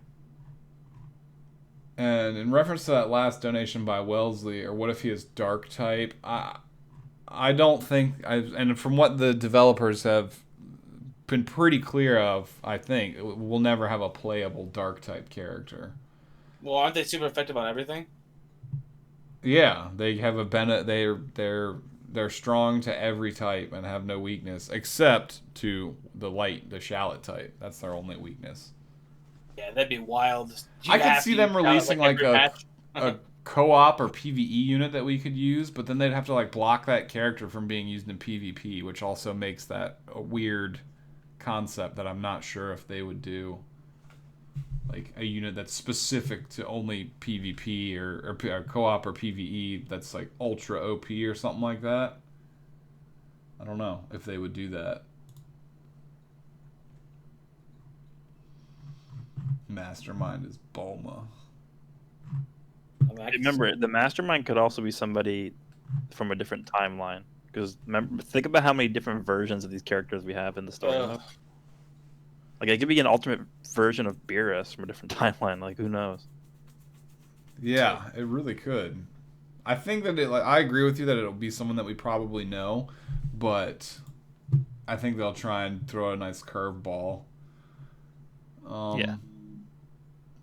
I can start doing some Twitter questions too. Go ahead. I wanted to do something weird, like what's the little like give me like Toribot is the mastermind or something.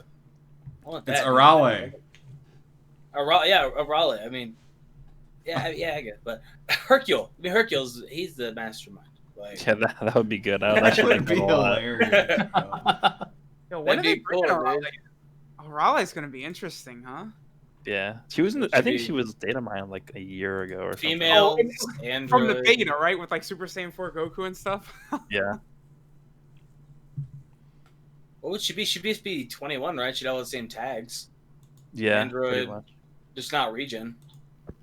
They might as well throw her on there. Everyone's on there. Yeah, I mean, honestly, yeah. She beat the crap out of Vegeta, you may as well be on there.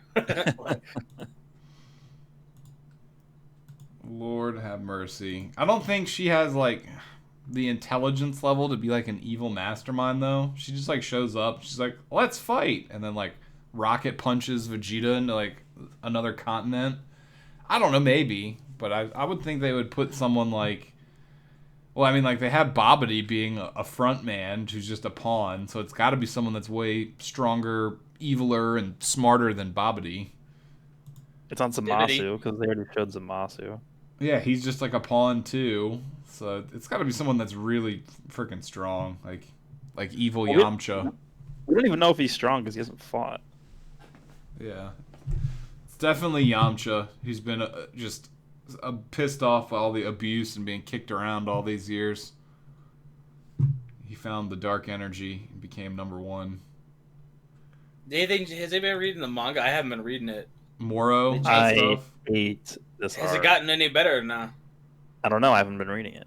Oh, I know your problem is just like everyone shows up, then ignorantly powers up and gets their power drained, and then they just rinse and repeat that same format, basically. Yeah, every time, and then they don't adapt, and it's just the same thing every time. And even I saw somebody post some scans. I'm not gonna try and spoil it, but it's just like this. It's literally the same thing happening even now. So I don't know. The mastermind is future Gohan's missing arm. The future Gohan's missing arm.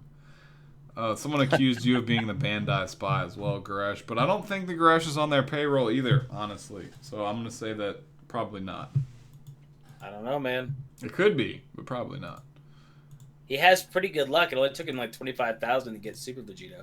Yeah, Oh, dude, yeah. that would be good. Like that chief of the angels, like he would be someone that could be good as the evil mastermind. Grand Priest, Priest, bro. Yeah. Like Grand Priest would be like, I'm tired of Zeno and his bull crap. So dude, the Grand Priest would not do this. He would just show up and just kill everybody instantly.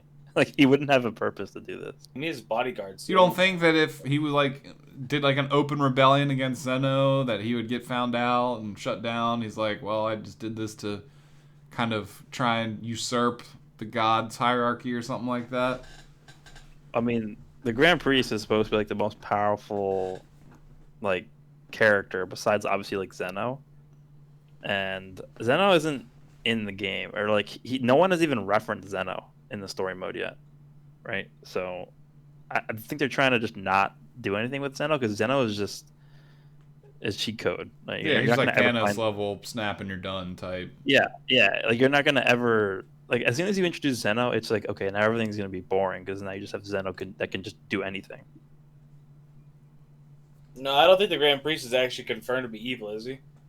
No, he just looks sinister all the time. Like you never know Yeah. what's on that dude's That was mind. like everybody's theory, like, oh, he's gonna actually, and then it was like, oh, never mind, he's actually just gonna listen exactly to what Zeno says and hold the tournament properly. I got you.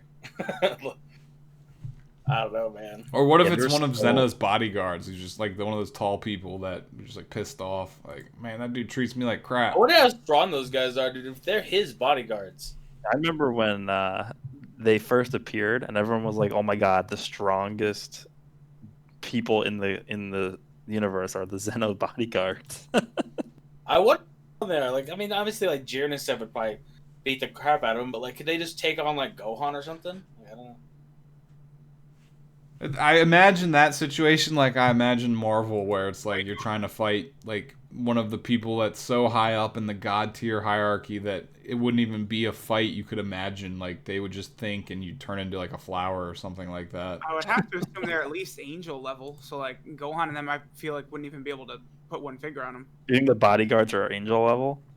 Why wouldn't they be? Right? No, I'm They're just his asking, so bodyguards. you think He so? was able to create the angels. Like it would be a little odd for like all the angels, the Grand Priests, and stuff like that, and then the bodyguards are just like fodder. Like, I mean, There you no, go. I mean that is very Dragon Ball. Actually, I wouldn't even like literally. Those bodyguards could be like Nappa level. 'Cause It would be such a Toriyama thing to do that. It wouldn't matter. Why does Zeno need a bodyguard? I agree with that too. Like that's like the one above all in Marvel needing a bodyguard. Oh yeah, It's like- it's like they're omnipotent. same They thing. know, they can see everything, they can know everything, they can. Well, read. and I mean, Zeno was like amazed by how powerful Goku and Jiren was. Then he would have never seen that power with his bodyguards. I don't know, man. I think the bodyguards are literally like Nappa. They're just there to like make noises and alert. I wish they had been Nappa, dude. That'd been sick. I'd like Super way more. If he had like recruited Nappa and Raditz. It was two ghost nappas. I don't know, dude. I do kind of miss what's it called? Bridge quite a bit actually. Oh yeah, I didn't like it till it got taken off, and then I started watching it all, and I was like, damn, I kind of miss this. As with all things, you never know what you had until it's gone. That's what's gonna happen with Legends, dude. Watching Legends shuts down in like 16 years from now. But watching it shuts down and like everybody's going, oh man, I miss it. The same thing with, I don't even know if they'll actually shut down. I always think about Dokkan shutting down. It's like, could they really shut it down? Like, We're still gonna not know who the bodyguard is.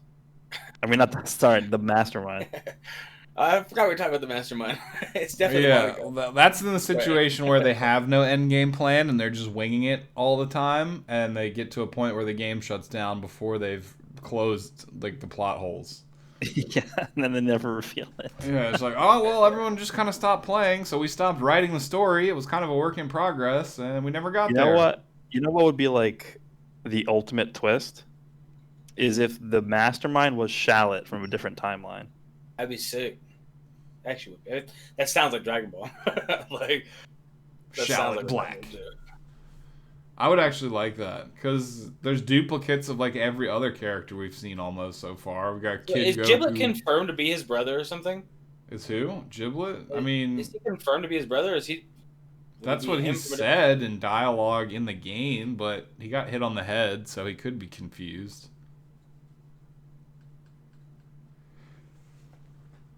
Kagi's probably the mastermind. That makes sense. I think that's going to be my theory. My theory is that the mastermind is Shallot from a different timeline. Rock with it, yeah. Yeah, this dude donated and said it's LR GT Cooler is the mastermind. You're not supposed to reveal it. Like, come on. Okay, so The mastermind is Garlic. Yeah, it's probably Garlic Jr. Garlic Jr. I would love that. I love Garlic Jr. Garlic Jr. never gets any love, and he never sells, and no one There's a likes reason, him man. because he's like straight filler material and movie material. The first Dragon Ball Z movie is good. Garlic Jr.'s first movie is really good. I like Garlic- it too. Garlic Jr. I agree gets the a lot movie's of. good. It was the little filler part that was like, ugh. Well, yeah, that's what I was going to. Garlic Jr. gets a lot of screen time. He's in the movie and a filler arc. That's a lot. Yeah, and but he never gets any love in the video game world. That was the greater point. Him and Dr. Wheelo. Yeah, Dr. Wheelo, I don't know how they would incorporate in this game because he's like a giant robot. I think they would have to like downsize him, which wouldn't really make too much sense. Or he would have to be like a co-op boss if they ever decide to include giant enemies. Like, Yeah, so Legends doesn't have like apes and stuff in it, huh? Yeah, so like they're never going to have Hirudegarn in it. yeah, only as like a possible. Like, I could see Hirudegarn. All right, if they did like the combo unit, like Broly Chilai, I could see like a Tapion Hirudegarn unit where Hirudegarn only is like a feature of some of the animations, you know? Yeah, like an attack or something. Yeah, What if they I could just see made that. So it would be a Dr. Kochen and Dr. Willow card is what they could do then. What if they just made Hirudegarn, but they just made him the same size as everybody else? That's what I was saying. They have to like resize stuff, and then it would get 6-foot weird. Hirudegarn. Can you just picture that? Or you just play as his leg or some trap. No, oh, you actually could because he's technically he starts as two halves. Yeah, right? you're just his lower legs. You can play as. Yeah, you could do that. And then it's a co-op card. The other half is the co-op card that comes in and attacks in the Rising Rush. So all your cards, no It would matter be what they like- are, just like a kick animation. And your Key Blast is like maybe you just don't have Key Blast. He just shoots a key blast out of a toe. Yeah. Well, dude, I always thought they would have like the super cards. Like if Tapion used a super, you would get a flash of Hirudegarn in it, and that would make more sense. I think that Yeah, would that's rate kind it. of what I was saying. Like they'd make a team up unit where it shows Tapion on the card art, and then like Hirudegarn takes up like the entire backdrop of the card art, and like when you use Tapion's green card, you see like Hirudegarn like pulse on the screen or something, and then fade out, and then like his ultimate arts, Hirudegarn comes out and does, you know, whatever, like a mouth blast or something. I don't know. I could see that being something possible, but that would be like, because they, without just features of animations, I don't see how they would incorporate giant enemies. Like, I don't know. It'd be weird. I don't think you can. I mean, yeah, I the way it is now, you definitely can. Besides a co-op boss, you could probably do that. What else? I do think this person just donated. I do think there will be other crossovers in this game, but I'm not 100% sure they'll ever bring like non-Dragon Ball characters into this game. I don't really see that happening. Yeah, Dragon Ball just doesn't need to do stuff like that, right? So. Yeah. Wait, did the only time that's really happened is when didn't Dokkan do like a One Piece collab and have like Luffy, or was Goku in that game or something? I don't remember. What. Yeah. Flamingo or whatever his name is. Yeah, Yeah. that happened. Yep. Oh, yeah. I But mean, I that don't- collab was very profitable for Dokkan players because, like, you get that you are Goku. He was like a drop. Like, it's a 100% SA raise. Like, it was a big deal at the time. Yeah, that was a big W for Global. Yeah, that was global only, right? We could add that to the list. Another JP Shaft. There we go. No, I think JP got it, but it was a long time prior, and they didn't get that farmable card. I don't think. Yeah. Yeah, because that's again, what it it was a droppable UR. Yeah. Oh, and okay, the Bye Guys Goku. He was an SR, I think, on JP. Yeah, he's only an SR. Oh, okay. On global, right? That happened before the Hidden Potential System was out, so I had kept 4 copies in my box so I could rainbow him when the Hidden Potential System came out. When the Hidden Potential System came out, there was a glitch where he couldn't be used in it because he was only an SR on JP. I remember that. Yeah. And I ended up just bobbing my extra 4 copies. And they fixed it like a week later, and I couldn't rainbow out. So I was like, no, this is not fair. Oh, yeah. Do you have him rainbowed? I don't think so. I think I only have 1 in my box. I don't remember. I have to check. I'm doing this easy right now. Let me check. It'd be so nice to, because I don't even have him on JP, right? Like that was before my time. Yeah, he's never coming back. I'm just gonna accept it at this point. I wish like I wish I had. I don't have the April Fool's Cyberman. That's a card I wish I had. like the countdown to resurrection thing. It's just I'm gonna accept that it's never gonna come back. I mean, but the Countdown to Resurrection F, that should return. There's no reason for it not to return. They should just put it in the keys. Like, why not?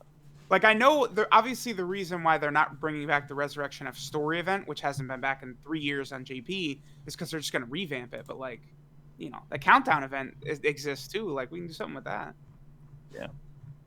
Police Officer Krillin, hello? I don't have them. Dude, I would love Police Officer Krillin. That would be like a shoe-in for one of the weird, like, baseball Yamcha style events that Legends has, too. Baseball Yamcha hasn't returned in 13 months. Dude, yeah, I don't know if he's ever coming back now at this point. You literally can't soul boost his last board. You don't even need it. He's good enough, dude. Yeah.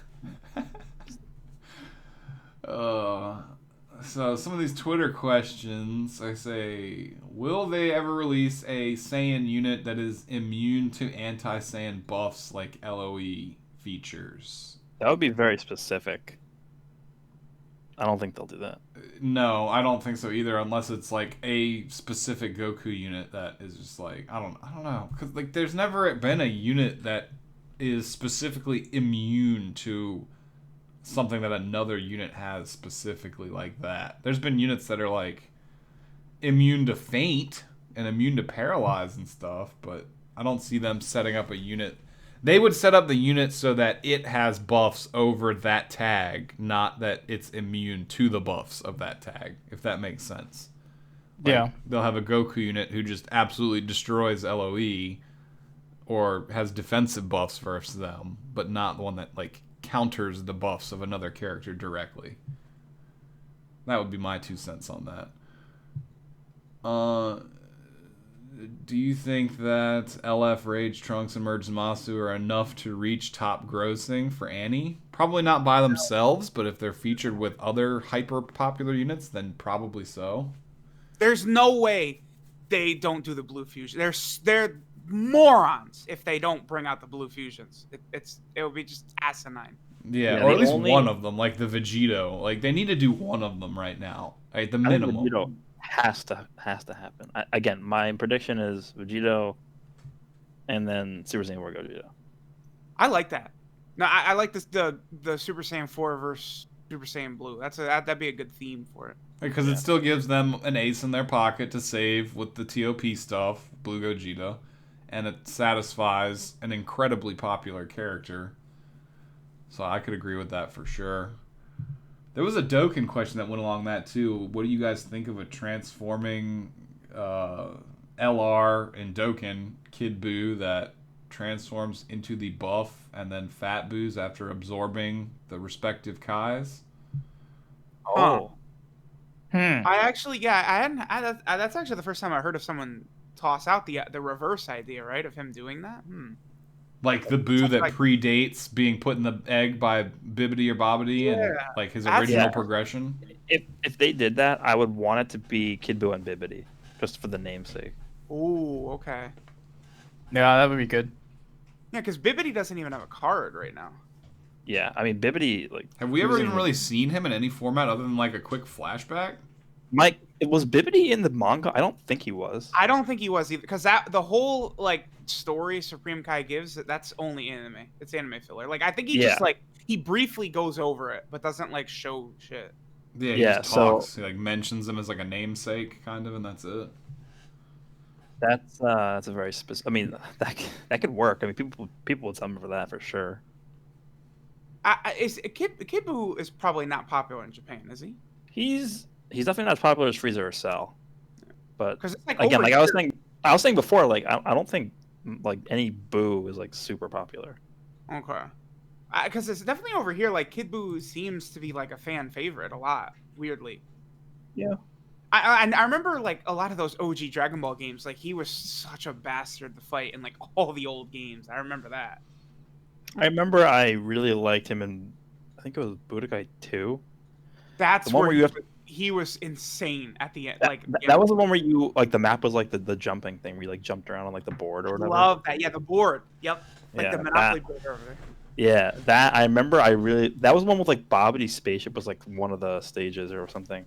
Yep. And I remember I loved playing as Kid Buu because in Budokai 1 you couldn't play as Kid Buu. It stopped at Cell. Yep. And I was like, oh, I'll finally get to play as Kid Buu, and like that was like a super hype thing. I don't know. That's my memory of Kid Buu. I like remember Kid when Buu. I'm a huge Buu fan also. I like Buu. I like Super Buu a little bit better because he was like the more serious version of Kid Buu, but adult sized, not fun sized. But I do like Buu as a villain a lot. You know, another version of Buu that like none of these games have, because again, I think it's anime filler only, sort of, is after absorbing Vegito, he rips off his Gohan gi, and then it like his facial structure is different from Super Buu. Plus, he has a super long tentacle without the shirt on. Like that's a version of Buu that's in like no game, because it's just like a quick second that he does that. I think he then has to take a shit because Goku and Vegeta are messing around there. He does, yeah. Yeah. I love that whole section of the movie. Or anime, sorry. Yeah, that was so great. They could probably do something with the fighters in Boo's head too, like Thought Gotenks and Gohan and stuff like that. Like release them as cards would be interesting. We could do a card of handsome Buu. Yeah, that's a good April Fool's Day. That was a Buchigiri card. Buchigiri had that.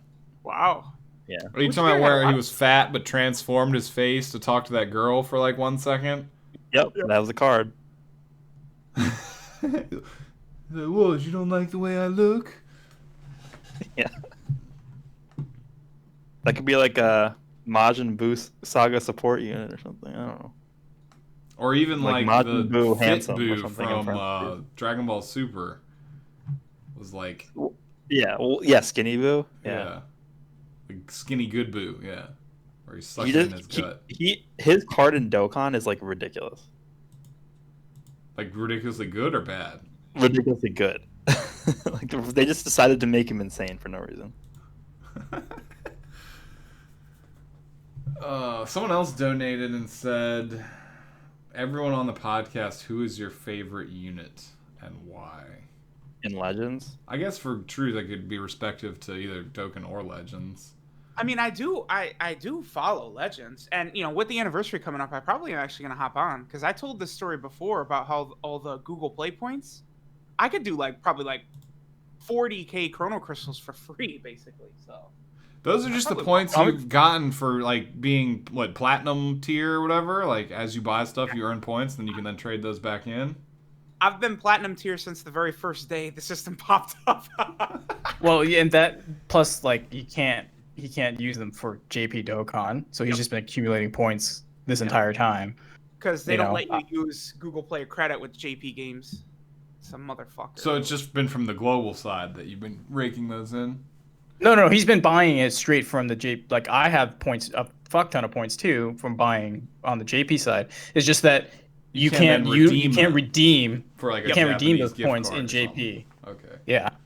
All right. So if Truth could, he could probably fund the next set of his summons for the next little while. But they took that out a year and a half ago. I forgot when they took it out. How unlucky. All right, let's see. So I have 33,300. It's 1,000 points for. Hold 10 on. bucks. What's $10, right? Yeah. Oh, that's $330 about. Yeah, right? 300. Like 12K, 15K with a good sale. No, that's like 20K. Is it? Yeah, When you buy Maybe- Well, maybe- sales will be good. with the anniversary sales, it'll be like 20K plus. Yeah. Yeah, with anniversary sales, that's true. That's true. Hold on, let me see how much I think I've only spent like $200 this month. 400. Ooh, man, that's good. What do you even Nice. spend that on? I've gotten a couple of 90 stone packs, just like each Oh, day okay. I scrap one. That way, Yeah, my it- card is not gonna get blocked and stuff like that. Yeah, I do that all the time too. Just like, oh, I'll buy a 90 here, 90 there, and then we're good. Yeah, me and I mean, Nas after- totally do that. Dude, yeah, I'm after sure you're like, yeah. Yeah. 4,000 for that last copy of Go Tanks is just so unfair. Like they gotta throw me a bone with this next banner. Like, that's just so unfair. That's what you say, but You just cursed yourself. It's just like I'm like it's just so unfair. Like 4,000 to get just the last copy. Like come on. Oh, oh yeah, did you get that in my DM? There's some guy who sent you an email. He DM'd me and he's like, "Hey, I actually calculated the odds it took for Truth to get the last copy of Go Tanks," and he said he emailed you from his okay. I'm gonna have to check this out then. from his university email. It's a Columbia email, I think. So yeah, he just like, "Hey, I don't think Truth saw my email." I'm like, "Well, unsolicited, sure, but I'll let him know." So here you go. Let me I'm see. so bad at checking email. Yeah, you lose sponsorships. I almost lost a Rage sponsorship because I didn't check my email, and it was like a pretty good deal. Dude, Raid Pay is way too good for how bad that game is, bro. Like, Should I say that in my promotion? no, I wouldn't say that. Dude, it was so hard to get through those video stocks. Hey, this is great, and like, I read the comments, and everybody's like, "You don't have to play the game," and it's like, I don't want to, like. Dude, I'm not playing that game. Dude, they made me get to give me the full payout. They made me get to rank 40. I was sitting there playing that game for 5 days straight, and I was like, "Oh my god!" Like, yeah, sit over there. I'll be in there in a second. I don't see it. Terrible. But yeah, in terms of Legends, though, my favorite character, since we derailed very heavily there, probably, and Raiyuden would love this, is the LF Super Saiyan 3 Goku. That's your favorite character out of everybody? It's in terms of his overall design, not like favorite to use consistently, but like he has obviously a very cool looking legendary finish. He also has like a cosmetic change that he undergoes if you don't actually KO with it. So he's got, different little features to him. I don't know. I like just his aesthetic the best out of every character in the game. Well, I got a dip for dinner, but I'll leave it. I mean, mine's still. If I got to give you competitive, it's Red Bardock. I do like Red Bardock. He's just a fun unit in a lot of ways. I do actually like Gotenks quite a bit too, but not my favorite. But I mean, for the channel and everything, I gotta say it's still GT Goku. It really still is. 'Cause, dude, he's still just he puts up the damage with crits. Like, he can be usable, quote unquote. Like, if Bardock gets a Zenkai, if they ever do that, oh, my boy is coming back, dog. Well, I'm sure Bardock will get a dang Zenkai. Oh, they'll do it. By the way, I gotta dip out, but you guys have a good rest of the stream. I will see you on Twitter. Peace out, homie. Later, dude. Deuces.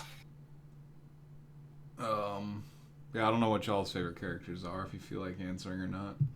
I love Frieza. Yeah, I knew Because that. the specific reason is because of the knockback. We mean like his ability to combo break and then use the green card?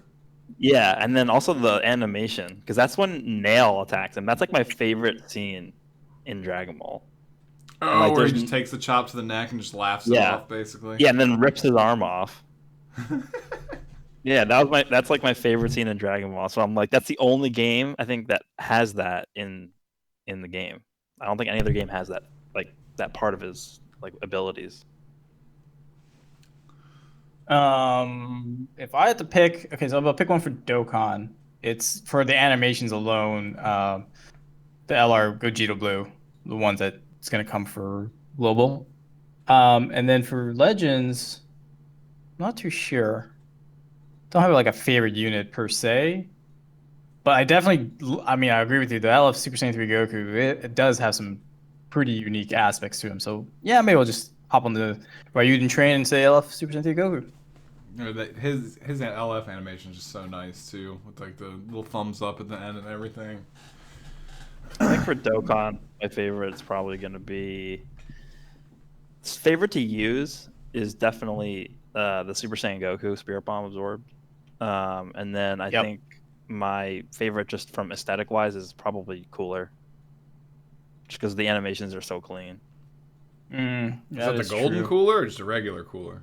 The regular transforming cooler, because like I remember when his preview came out and everyone was going ballistic on Twitter. It was like insane. Like the animations are so like they're so smooth. Like everything's well animated. The voice is good, and then his super attacks are just crazy good too. Yeah, the only thing I was gonna say I don't think anybody expected that from Cooler. Yeah, they give in Dokkan they give Cooler so much love. Like every time he comes out. Same thing with Legends, right? Yeah, I guess maybe Kotsky and Dimps really likes Cooler for whatever reason.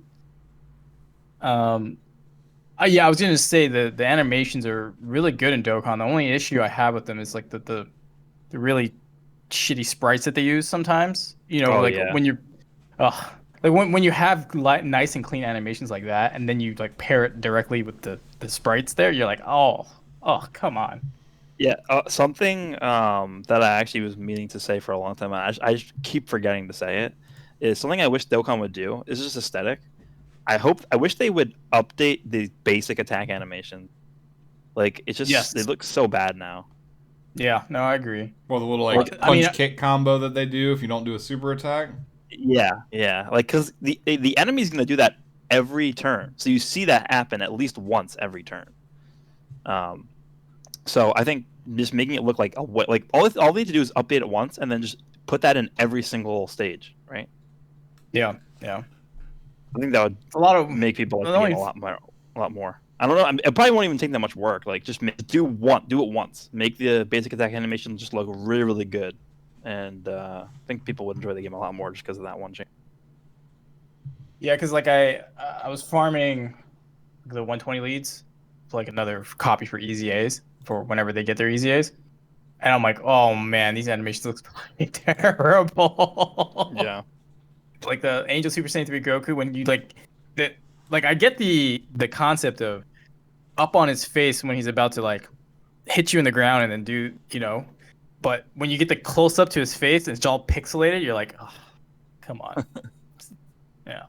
Well, the other good thing is they did support, I mean, not many people have it, but 120 hertz on the phone. So on my phone, it looks like it feels smooth and great, and then when you get like the nice animations going, it's phenomenal. But then of course when you see the sprites and whatnot, you're like, oh, okay, well back to reality here.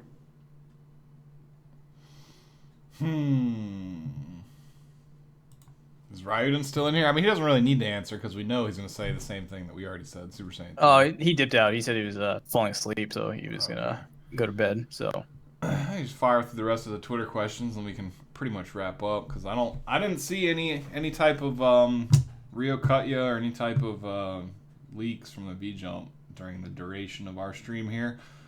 Nah, I think it's still a few hours away. Yeah, those will be a few hours if they do come out tonight.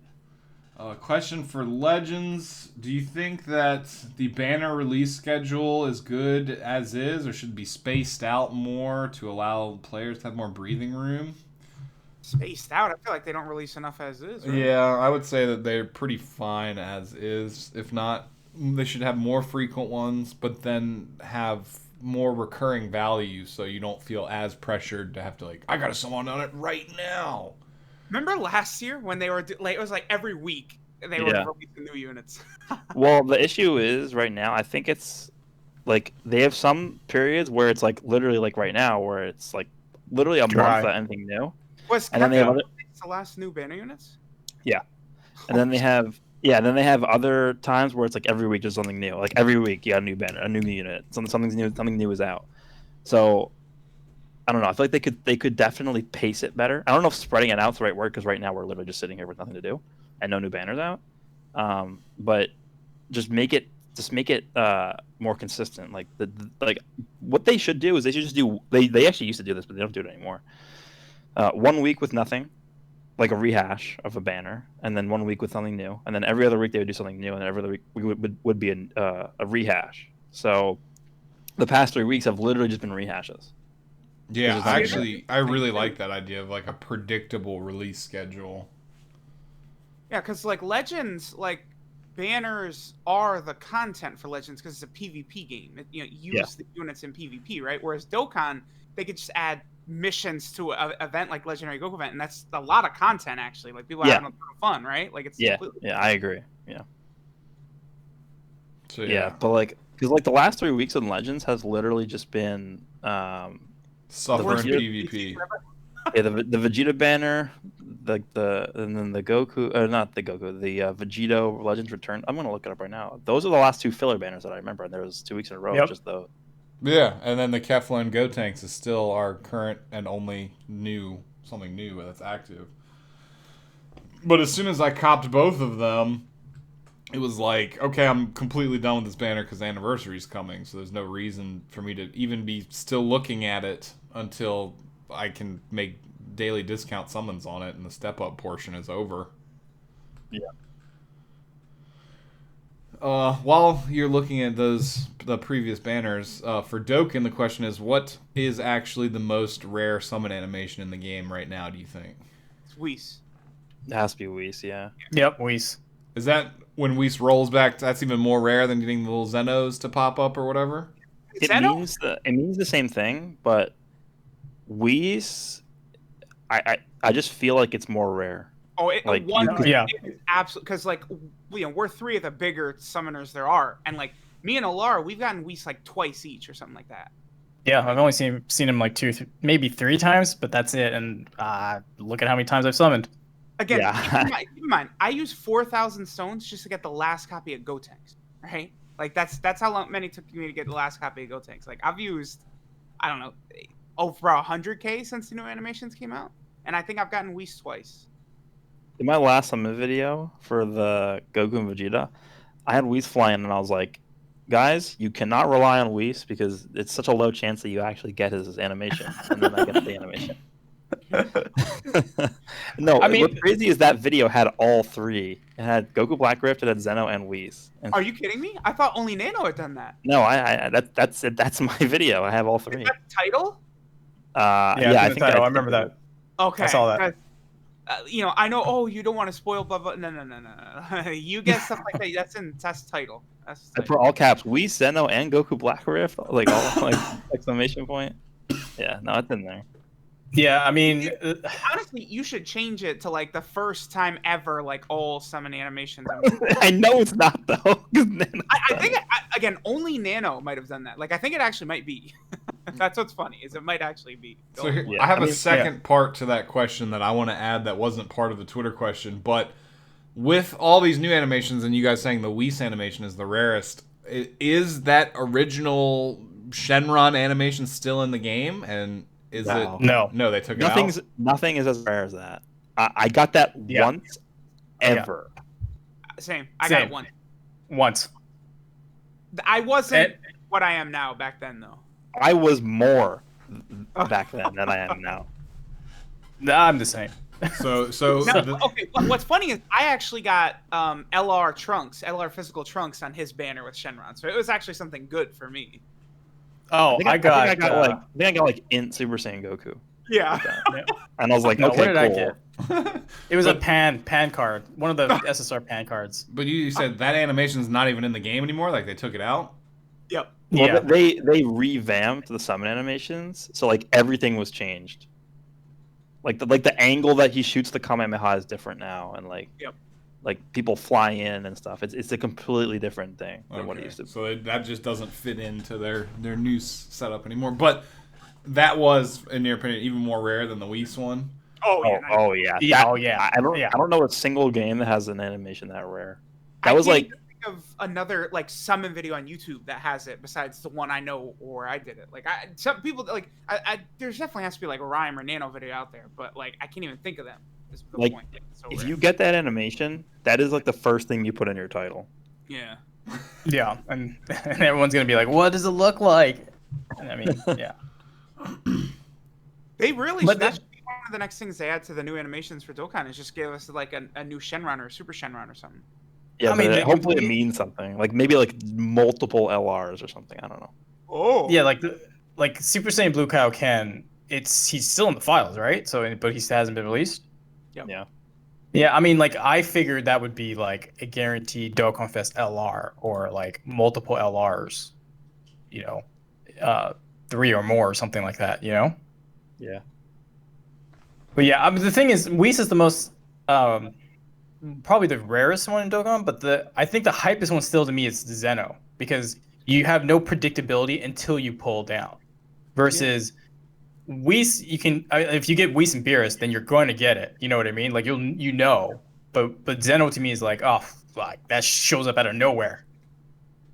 The reason Yeah. I think they actually did do a good job is that any portion of the summon animation could result in one of those animations and give you the guarantee, right? Because like Whis happens after everything is done. Then Goku Black is immediately as it starts, and then Zeno's like halfway through when you pull. So they did a good job with that. For some reason, I like the Goku Black one. Like it just gives you closure that you know you're gonna get him immediately. Like you see that's blue, and you're just like, all right, I got him. Like that's I don't know. Yeah. Yeah, no, I agree. But for the hype factor on YouTube and whatnot, Zeno's great, and Whis when you aren't sure it's happening, but it happens. Whis is the best because even if you get Beerus, you can still get him. Yeah. So I think I actually got mine off of Beerus. I don't even remember what it was. It might have been just Beerus flying in, and I got him. I think my last Go Tanks was a Beerus and Whis. I've never gotten Beerus and Whis together. Both my Whis animations were just either Whis or Beerus. My first one was a single on Bardock's banner, and I pulled him off of Whis animation. I had like 70 stones left or something for my video, and I was like, I had one more copy left until I rainbowed him, and I was like, I'll just do some singles because I didn't want to just do one multi and stop, and then got Whis, and I was like, all right, well, I'm done.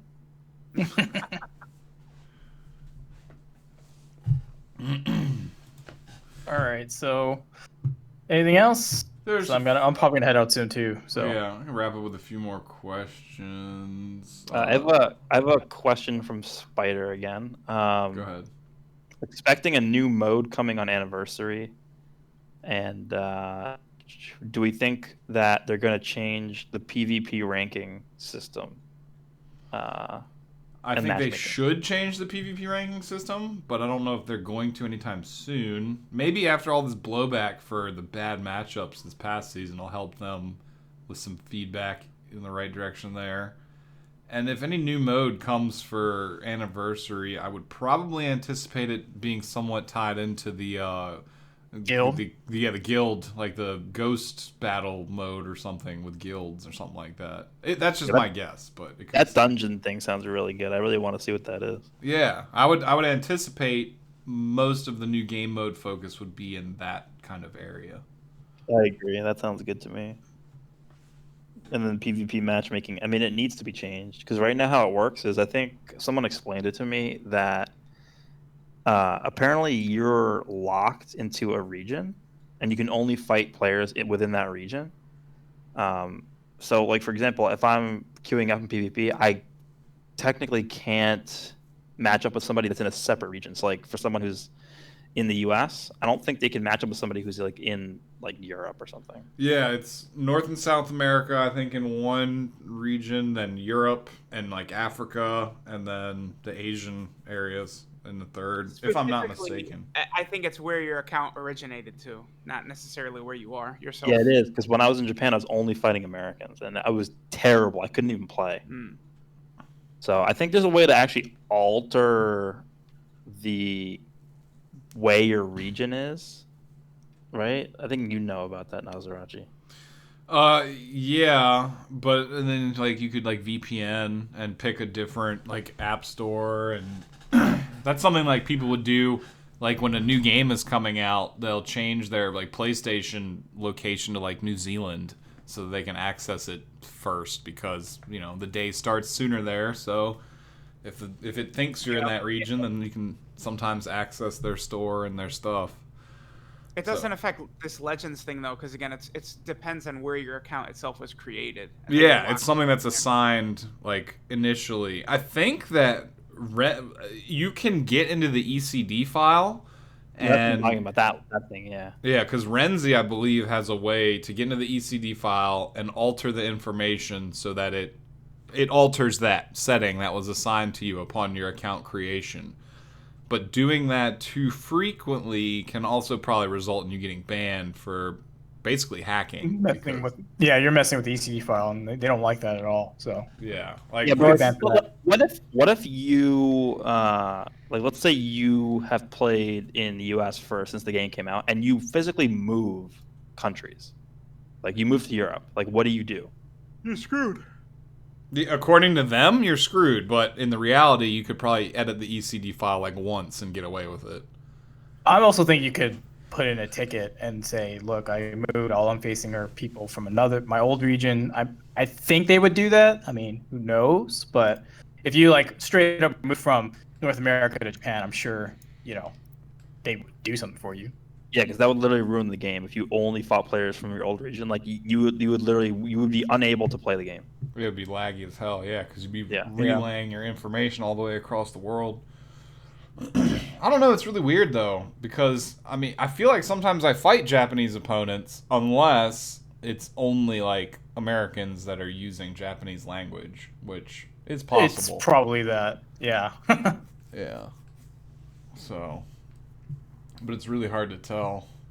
And for the PvP hierarchy, I honestly wish that a win just gave, like, if you're rank 50 and you fight a rank 50 and win, you just get, like, 30 or 40 points. Not if they have 12,000 points, you get 100, and if they have 5,000, you get 3. Like, I just wish there was, like, a static win-loss amount, and you could kind of go from there, because it just doesn't make any sense, like the way that the queue system is set up. Like they do things like the triple RP so that the casual players can feel better about their experience because they're like, hey, look, I made it to 50. But then that totally ruins like the chemistry of matchmaking for people that take the game even semi-seriously. So I don't know, like they could just do different tiers, like tiers that are beyond 50. Like you're in the 50 plus 1 tier, you're in the 50 plus 2 tier, or I don't know how they could do that, but either giving static rewards for winning and losing, or having better defined brackets for players that take it beyond rank 50. Actually, I was gonna say the static thing is actually a good idea because that eliminates a lot of the RNG with matchmaking. If you're fighting against like in the 3 times RP season. Like I think when it came down to the end of the day, I think a lot of like the higher, like the top 10, top 20, the way you ranked up was you just got to get lucky and match other people with high RP amounts, right? Because that got you more RP. So that would help get rid of that issue. The only problem is if you're getting static RP, then you really don't want to fight other people with high RP because then you're just going to have a harder match with no rewards, right? Right. So maybe they could do it where it's like static up to a point where you're fighting someone better than you, and then maybe you can get increased rewards, but there's no diminished rewards for fighting someone that's at rank 50 with like significantly less points. Like you're guaranteed at least, those 30 or 40 points even in those matchups or something. Yeah, they could do a floor. That would be good. Yeah. Cuz like that kills it. And that, I think, I'm not going to get too much into the drama between like Kisuke and Bebop and all that stuff, but it would alleviate a lot of that because a lot of those accusations are coming. Well, I'd love to hear about it. Go ahead. Well, it's the number one at the moment Japanese player is accusing our winner Bebop over here in America of cheating essentially. He wasn't very specific as to how he was accusing him of cheating, but he was leaning on the fact that because the person in the actual first place slot for the majority of the season was a guy that was cheating, who would just instantly join matches and disconnect, and that would give whoever he fought against free points for winning, and then that person would get the points also. So the Japanese player was basically alluding to the fact that Bebop got lucky for queuing against those players that would just forfeit and give up the free points more frequently.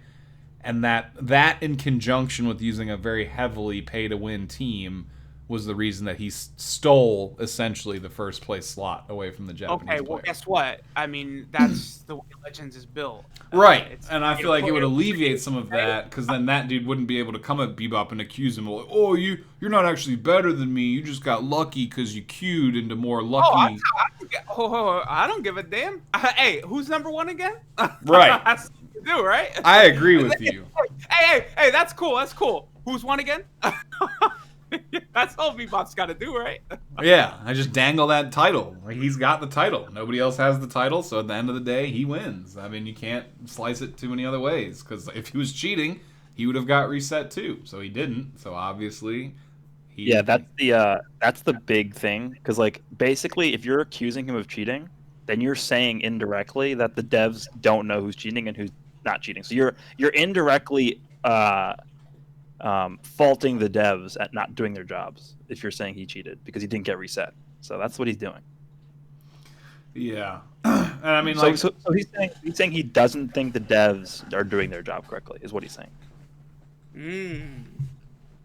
And it would, having a more static rewards would, I don't know, it would help alleviate some of that drama, which you know, I don't, like, at the end of the day, I want it just because it's less frustrating playing the game, but that would just be like another effect of that. Like, that dude wouldn't be able, like, if Bebop had won and there was like a consistent matchmaking system, he wouldn't have even been able to make that claim. Like, it would have just shut him up and it would have been like, "Oh, okay, well, you won. I have nothing to say."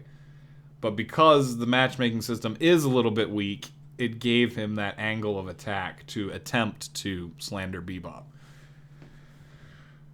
Yeah, I'm with everybody else. I do not think Bebop cheated. That's retarded. He would have gotten banned for sure. Like, on that scale, there are some people that get away with it, but they are not people that push for like the top 10 spots, and that's why they get away with it, because they're not aggressively cheating. If you're like a contender for number one, they're not going to overlook that. Like, if you're the developers and you're actively like resetting accounts, you're not gonna reset an account unless in the top 10. Like, okay, this guy was one, and if you're deciding whether or not this guy deserves to get number one spot forever, because now it's going to be up there forever, if you're deciding whether or not that this guy's going to get number one or not, then you have to be 100% sure without a doubt that he didn't cheat. So people who get away with it, I'm sure out of the tens of thousands of people who play this game and play PvP, there's going to be a few that definitely don't get caught. Like, that's just the nature of it. But if you're talking about the number one player, they're not going to overlook that. Like, he's not going to get away with cheating. It's just not going to happen. Yeah, like I said, I agree with that 100%. Those people that are cheating and getting away with it are the ones that are doing it just to get into like the top 10,000 range and like coast out to get some free stuff. Those are the ones that are getting away with it. There's plenty of other cheaters cheating to get to the top, but they always generally get reset. Like, I think at least 400 or 500 people got dropped out of the top 5,000 when they did the calculations. So they were pretty vigilant. But I do agree that the matchmaking system itself does need a lot of work. The reporting system has questionable levels of value, because I don't even really know what or if it does much of anything until, you know, people have been reported so many times that it's just so painfully obvious. But yeah, I mean, the system needs work, but I do think that Bebop definitely legitimately took the W there. Just through the sheer amount of time that he was able to invest in the game. For no other reason, he deserves it. Ugh.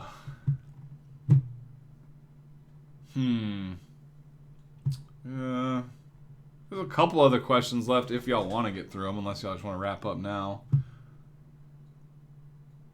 I mean, you guys could go ahead. I got to take off. So, again, thanks for having me on, and we'll see you guys next week. Follow us all on Twitter for, you know, whoever's hosting, but I'll see you guys later. Appreciate you being here, Nolar. Peace out.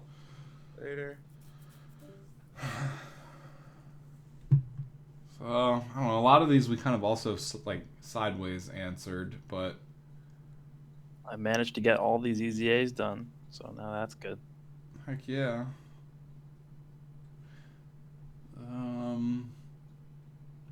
Dokkan question. I don't know if Nolar probably actually already went over most of the Dokkan ones earlier. Well, which unit in Legends was the most broken when they first came out? This person picks Vegito. I would say no. yeah, Broly. definitely not. I would say Blue Bardock or DBS Broly. Like when Definitely Broly. Yeah, Broly, when they first came out. Broly was in his own tier. Like I made a tier list. He was in his own tier. Yeah, Nothing could even come close. I definitely agree with that. Like DBS Broly, when he first came out, there was nothing that would stand on that same plateau as he did. Now, hyper powerful units come out, but there's alternative options always. This person said, do you think there could be a banner that comes with part 2 of the Goku celebration for Legends? No, because that... Aren't we already in part 2 right now? Yeah, we are. That started like 2 or 3 days ago. So if that was going to happen, it would have already...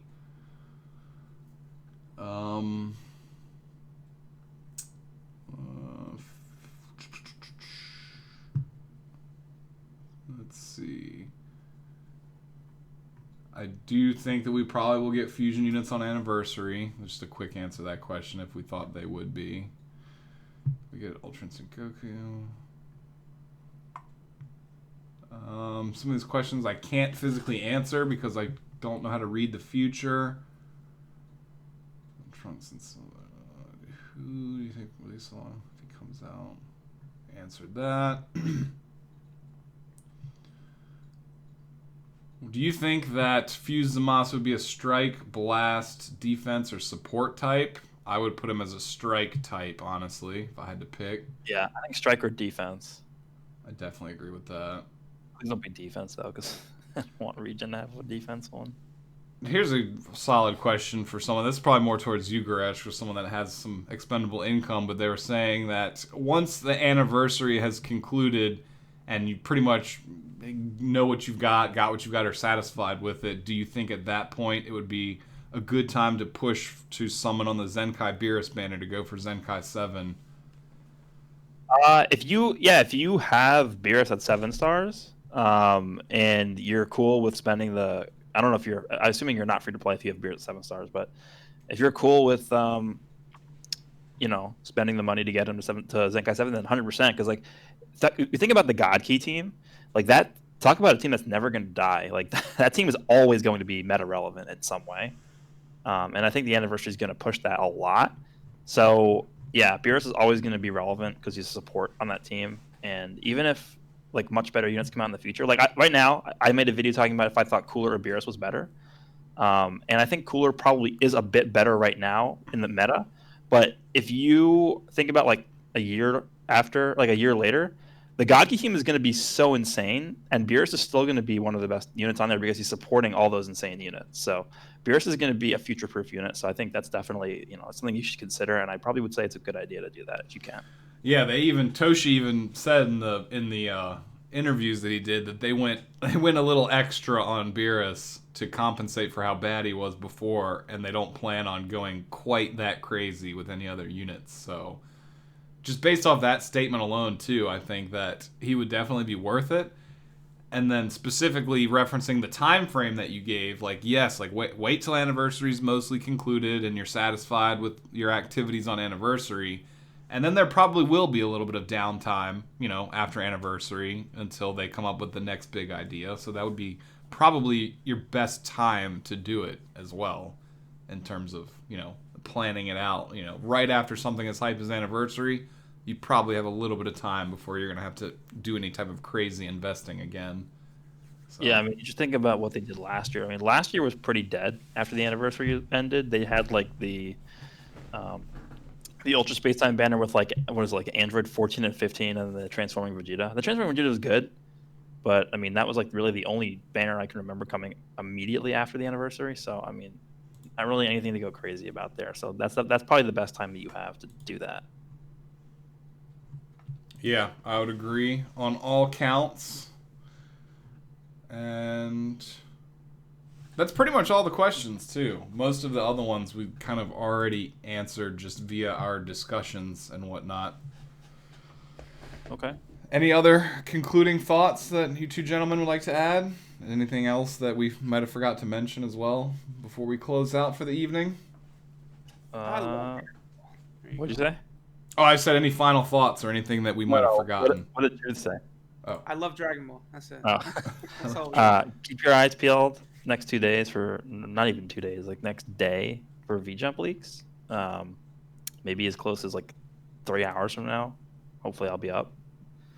Yeah, and I will definitely have it. a video up covering that because I've been kind of slacking on content the past few weeks just because it's been mostly PvP and not too much on a release schedule. So hopefully we'll have some really juicy stuff starting up soon here. I've been focusing on Dokkan recently just because there's like literally nothing to do in Legends. Yeah, that's like it's just PvP or bust. And I mean, and I'm not shaming the content creators that put out PvP content every day. It's just for me, I don't know. I don't so much like running like let's see what random team we can cook up and suffer through PvP with today. Like I'll do that in friend battles, but you know, I just kind of pick my good teams that I like and just consistently run them. So it's hard to just like let's do the same PvP video every day for 3 weeks. But I don't know, it's making excuses, but hopefully we'll have some new and entertaining information here soon enough. Beyond that, I appreciate both y'all and everyone else that was part of the podcast that's already gone to bed. For anyone out in the crowd, definitely be sure to check out all of us on Twitter, Datruth, myself, Tallen, Goresh, Bradical, Raiyuden, whoever else was here, Nolar as well. Check them all out on Twitter and YouTube if you haven't already. And we'll definitely be putting up our videos for all this anniversary stuff, probably leading up to before next week. So keep your eyes open for that. But we should also having a pretty hype podcast next week too, because we'll have more to talk about. And the hype will definitely be building. So I guess we will keep you all posted on Twitter as to the location of where the next podcast will be hosted. And other than that, I think that's pretty much it for the night. Anything else? Or we say our goodbyes, I guess, and be on our way. Yeah. I hope everyone has a good night. Yep. I appreciate everyone out in the audience, and we'll be seeing you again next week. Peace out, everybody.